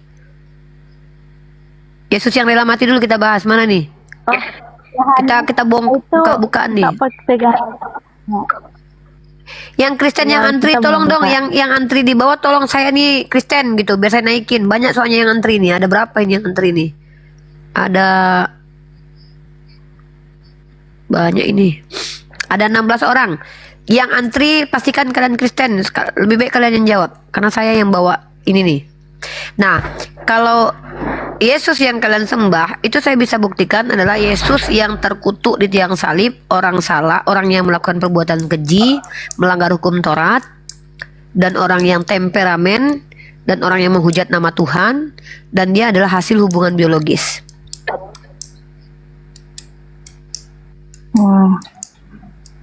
Datanya mana? Pertama, Yesus itu adalah orang yang dibawa ke mahkamah agama karena melanggar hukum Taurat. Itu kata kitab kalian loh, bukan kata saya.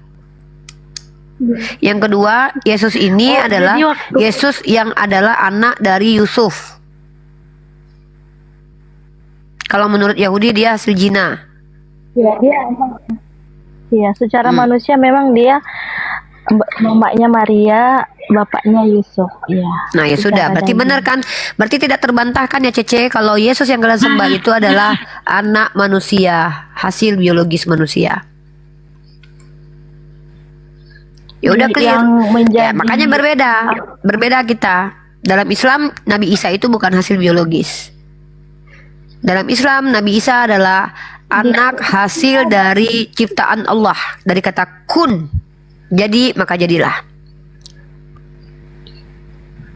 Sama sih, sebenarnya sama kami juga nggak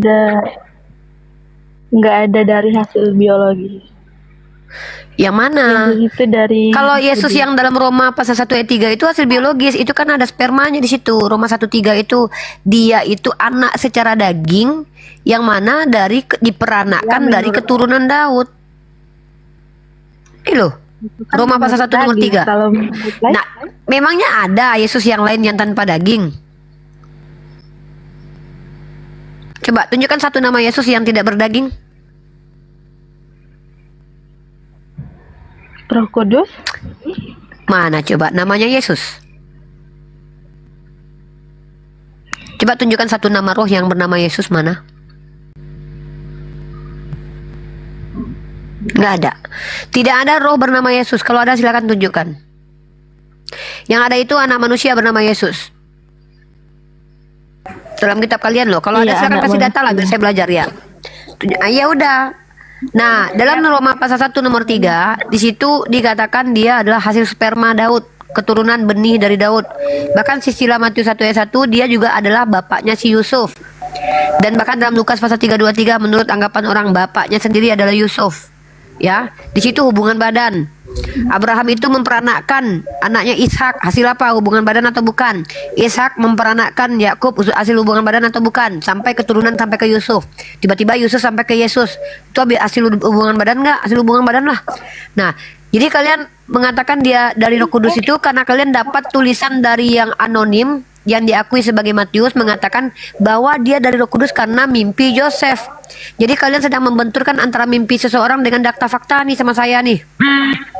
Data dari orang-orang yang berpandangan pada waktu itu kalian benturkan dengan mimpi Yosef. Yosef bermimpi bahwa itu dikandung dari Roh Kudus. Nah, masalah dia pernah ditiduri Yosef atau tidak, tolong tunjukkan kepada saya pembuktiannya gimana. Masalah seorang perawan atau tidak itu nggak ada yang bisa tahu kecuali dia sendiri dan orang yang pernah memperawaninya. Coba tunjukkan kepada saya. Siapa yang bisa membuktikan kalau Maria itu masih perawan? Nggak bisa. Kalian nggak bisa tunjukkan itu nggak ilmiah, nggak bisa. Ya, apalagi di situ dikatakan dia mau menceraikan istrinya. Matius 1 itu 20. Dia mau menceraikan istrinya. Bagaimana mungkin orang yang tidak menikah lalu menceraikan istrinya? Kan ada-ada aja. Jadi tolong sama saya kalau bicara pakai data. Gitu loh. Antara Tuhanmu tidak berwujud. Tuhan saya sama seperti Tuhan Yesus, tidak dapat dilihat. 1 Timotius pasal 6 nomor 16. Tuhanmu beda, Tuhanmu manusia.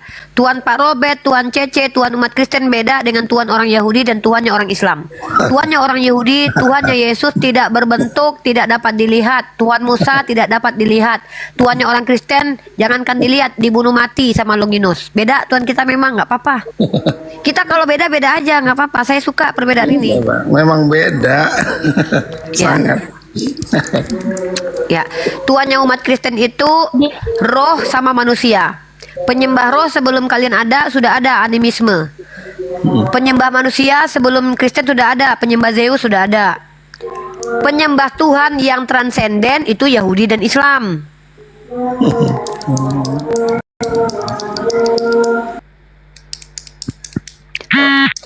Ya, yang naik ke sini yang bisa bantah lah kalau Yesus itu adalah hasil hubungan badan. Ya, statement saya kali ini adalah Yesus itu hasil hubungan badan. Dasarnya apa? Roma pasal 1 nomor 3, Matius 1 nomor 1 sampai seterusnya, Lukas pasal 3 nomor 23. Itu dasar saya. Silakan. Yang mau bantah-bantah. Pakai data tapi. Ayo kita bahas. Ayo kita identifikasi data yuk. Gimana? Halo, saudariku. Pak Robert udah belajar Bible belum sebelum berhadapan dengan saya? Masih nanya. Udah belajar Aduh. belum? Udah 4 tahun loh Pak Robert. Kalau udah 4 tahun, dulu saya kasih cuma waktu setahun loh. Ini udah 4 tahun. Kalau masih nggak belajar Bible nggak usah diskusi sama saya deh. Belajar dulu Bible, baca dulu Bible. Enggak, di mana Yusuf berhubungan badan sama Maria, di mana ayatnya? Saya mau tahu. Ya, sama seperti saya tidak dapat membuktikan Yusuf tidak berhubungan, begitu juga Pak Robert tidak akan bisa membuktikan bahwa Yesus itu Yusuf dan Maria tidak berhubungan. Coba tunjukkan kepada saya di mana tertulis Yesus itu tidak pernah Yusuf tidak pernah berhubungan dengan Maria. Coba ayatnya mana mau dipakai?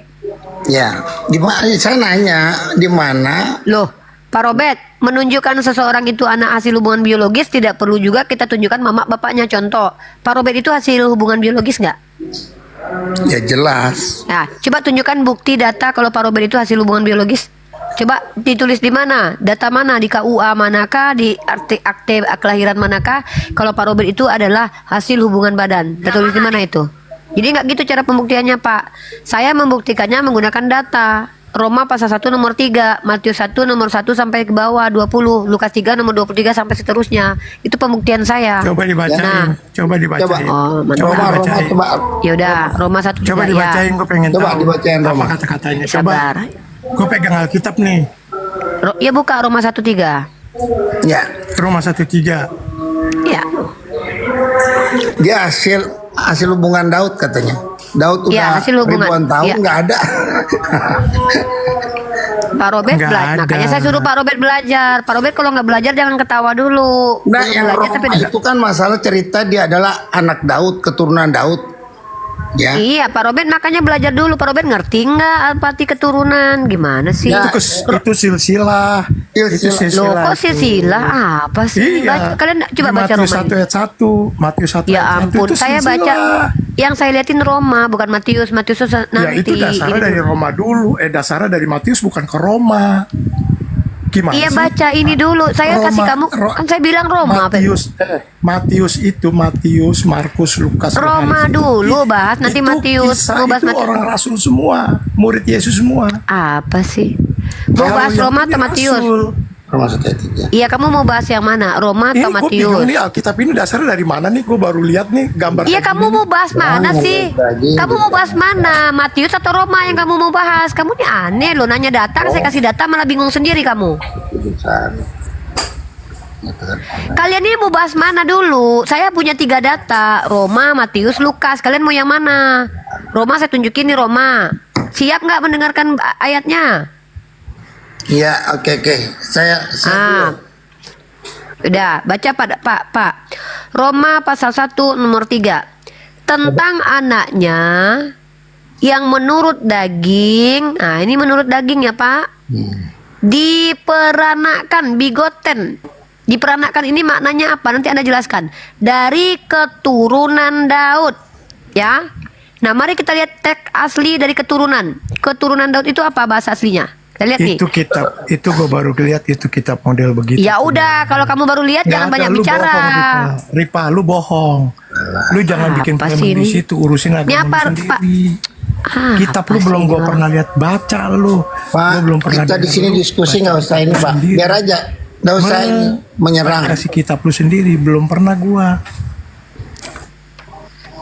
Pak kasih biar aja, jangan nggak usah kita ini. Kita kan sama-sama lagi belajar. Kita kan lagi mau ngajarin dia. Halo. Aduh, giliran dikasih data malah. Nah ya oke, Ini kita banget diskusi. kualitas. Kita diskusi santai aja. Rifa. Pak Robert dari tadi tuh gue santai. Pak Robert tahu siapa gue kan? Oh ya kan mana saya ini kamu marah-marah enggak kan saya? Enggak, saya tuh saya tegur saudara saya yang bilang dengar. Kamu ngurusin kitab orang. Kalau bagi saya enggak punya hak dia mau itu ya. Biar aja. Gini loh Pak Robert. Pak Robert, saya ini juga punya rasa lelah. Ketika banyak yang bicara, saya mau ngomong, saya susah. Jadi saya belum ngasih data aja Ini, di tantrum. Rifa, kamu kan Pak Robert, saya tanya deh. Pak Robert percaya nggak sama kitab Roma?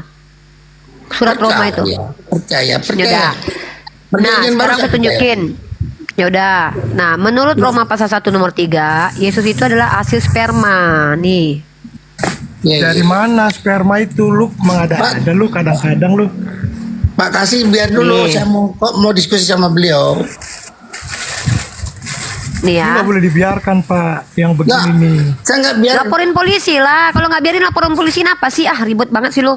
Nih, Roma Makasih. pasal 1 nomor 3 ya. Di Iya, sini iya. ditulis tentang anaknya yang menurut daging diperanakan dari keturunan Daud.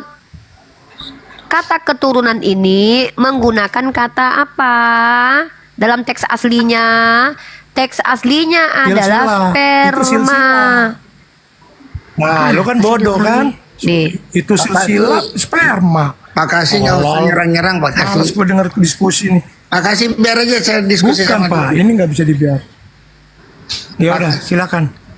Nah, nggak bisa dibiarkan, nggak bisa dibiarkan. Emang lu bisa ngalangin gue? Emang lu siapa? Siapa Nggak bisa lu? dibiarkan, nggak bisa dibiarkan. Gua Emang bisa, lu bapak bisa gue lo? gua. Gua Lu adalah emang orang nenek gua, lu apa? Lu nenek. apa? Ya udah ngapain lu di sini? Pak kasih biar aja. Saya dengan Rifa ini sering. Lucu nih orang Kristen ini ya. Orang Kristen ini lucu ya. Dikasih data ngambuk. Kalian pikir ini jawaban Rifa, kegelapan? Rifa jangan bilang orang Kristen. Saya orang Kristen. Iya, Namanya orang Kristen aja. ini oten-oten, oknum Kristen. Ya gitulah. Saya ini Nanti orang gimana? merdeka loh. Kalau ada yang mau mencoba menghabisi nyawa saya, selagi yang saya sampaikan kebenaran, saya tidak takut. Paling mati. Rifa, diskusi Kalian umat dong. Kristen marah. Bentar dulu, Pak Robert, saya kasih tahu ya. Kalian, apapun jabatan kalian, mau Polda Sumut sekalipun, mau presiden sekalipun, gubernur kalian, kalau kalian marah kepada saya karena kebenaran yang saya sampaikan, saya nggak takut. Paling mati ujung-ujungnya. Yesus saja seorang nabi yang menyampaikan kebenaran dihabisi nyawanya. Allah selamatkan dia. Apalagi saya nggak takut. Ini negara merdeka. Saya merdeka kok. Saya punya hak bicara. Dilindungi Undang-Undang pasal 28E nomor 2 dan 3. Kecuali saya mengajak kalian untuk menghina Bible ini. Kecuali saya mengajak kalian menghina orang Kristen. Jangan kalian ancam-ancam saya. Kalian pikir kalian bisa menghentikan saya? Hah? Datangi bapak kalian ke hadapan saya. Nggak takut saya. Paling kalau ditampar saya berdarah. Penggal kepala saya mati. Apalagi? Rifa yang dia paling takut cuma saya. Jadi Kak. Nah, kalau Pak Robert saya takut. Gak usah khawatir. Saya takut dinikahi Pak Robert. Gak usah takut. Aduh, Rifa. Ya. Pak Robert sehat? Alhamdulillah. Alhamdulillah. Mantap banget alhamdulillahnya. Ya, gimana Pak Robert? Itu Jadi, saya datanya. Saya hargai pendapat kamu. Ya, saya nggak pernah ini. Saya cuma mau menyampaikan pendapat saya juga kan. Nah, menurut pendapat kamu memang ya perlu banyak baca. Bukan ya. pendapat Pak. Saya ini nggak boleh berpendapat loh. Kalau sebelum menjadi scholar ya, tadi saya sudah membuat sebuah pendapat dan pendapat itu saya minta untuk dikritisi oleh semua scholar-scholar yang ada di Indonesia. Oke, pemahamanmu ya, menurut pemahamanmu Roma 1 ayat 3. Nggak usah saya paham-pahami Pak, saya baca aja Pak. Di situ dikatakan, nih Bapak dengar baik-baik. Aduh, saya pikir kita semua nih orang Indonesia nggak bodoh-bodoh amat lah ya. Saya pakai bahasa Indonesia aja ya. Pak, ini sabar. Nih saya baca ya. Tentang anaknya yang menurut daging diperanakan dari keturunan Daud. Diperanakan itu begotten Pak. Bapak diperanakan itu dari nih, maaf. Coba diksi lain deh, diperanakan artinya apa? Udah, ribet banget di bahasa Indonesia aja dipelintir sama kalian. Ribet aku. Coba diperanakan artinya apa? Iya. Kalau secara secara apa namanya itu?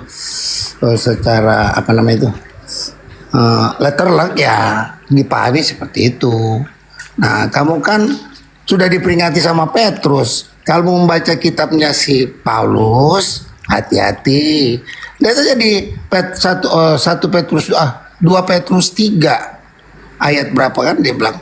Kalau kita nggak bisa ini, maksudnya ya harus pintar-pintar baca ininya si Paulus. Ya udah, metode apa yang digunakan untuk menerima penjelasan Paulus? Metodenya apa? Ya dia kan banyak menggunakan apa itu? Alegori kan, alegori. Yaudah, tunjukkan kepada saya bahwa itu adalah alegori. Iya kan, maksudnya coba kalau benar-benar dia anaknya Daud. Daud udah berapa ribu tahun nggak ada kan? Pak, yang bilang di situ spermanya Daud, yang maksud Daud menghamili Maria siapa? Di situ maksudnya adalah benih hasil sperma. Daud menghamili Betseba, keluar Salomo menghamili istrinya, keluar anaknya menghamili sampai kepada Yusuf menghamili Maria, keluarlah Yesus. Begitu. Mana data selanjutnya? Matius 1 tentang silsilah Yesus. Di situ jelas silsilah Yesus. Duh, bentar dulu lah. Saya pakai data aja dulu. Kalian kan bawa doktrin ke sini. Kalau doktrin kalian saya tahu, menurut kalian dia itu hasil Roh Kudus. Itu berdasarkan mimpinya si Joseph. Tapi saya kan bukan umat doktrin Kristen, saya kan Islam. Dalam kitab kalian ditulis bahwa dia punya silsilah sampai ke bapaknya, bapak kandungnya. Karena masih silsilah itu bukan bapak tiri, bapak kandung. Ya, gini sayang. Mana ada silsilah bapak tiri, ada aja kalian. Dengar dulu. Ya, baik Maria maupun Yusuf itu kan mereka keturunan Daud ya. Dari benih Daud semua itu, baik Yusuf maupun Maria. Nah, berarti Yesus juga dikatakan benihnya Daud kan? Apa? Yesus itu keturunan Daud bukan? Secara keturunan dia kan datang ke Maria yang keturunan Daud. Mana ada silsilah Maria dalam Bible? Yang ada itu silsilah Yusuf, bapaknya. Gimana sih kalian ini? Enggak, kita kita kan lihat Kejadian 3 itu kan ayat 15 gitu. Kejadian 3 anak dari keturunan perempuan itu kan maksudnya. Itu sudah Materialisme atau materialisme? Halo? Jadi gitu. Pak Robert, gini Pak Robert, penjelasan pakai data. Di mana ada silsilah Maria? Coba. Ya, Maria kan dari Eli itu ada, saya pernah tapi saya lupa itu dia punya itu. Kita lihat di Yaudah. beberapa kitab ya. Berarti kitab Lukas itu salah berarti ya? Gabrul itu. Gimana maksudnya? Salahnya gimana? Lukas pasal 3:23 silsilahnya itu bukan silsilah Maria. Aduh, coba lah tunjukkan satu nama silsilah Maria. Silsilah Lukas itu silsilah Yusuf. Silsilah Matius itu silsilah Yusuf. Coba tunjukkan satu silsilah Maria dalam kitab kalian. Coba. Tunjukkan. Iya, gini. Secara kalau kita melihat secara manusia ya, Yusuf itu keturunan Daud, ya. Lah, kan secara manusia, penulis kitab kalian tuh manusia atau hantu nggak sih? Nah, Yusuf memang keturunan Daud kan? Ya udah, Yusuf keturunan Daud. Kalau Yesus itu ikut silsilah kepada Yusuf, berarti itu bapak kandungnya atau bapak tiri? Ya kalau mau bilang secara manusia ya dia bapak tiri ya. Kalau bapak tiri kenapa pakai silsilah sampai ke bapak tirinya? Ah, ini yang benar, ini gimana? Yang gabrul nih siapa sih, penulis kitab kalian atau? Saya bingung deh. Kalian udah gini deh, gini Pak. Saya tanya deh, bapak silsilah bapak sampai ke bapak tiri bapak atau bapak kandung bapak? Ya dengar dulu dong saya.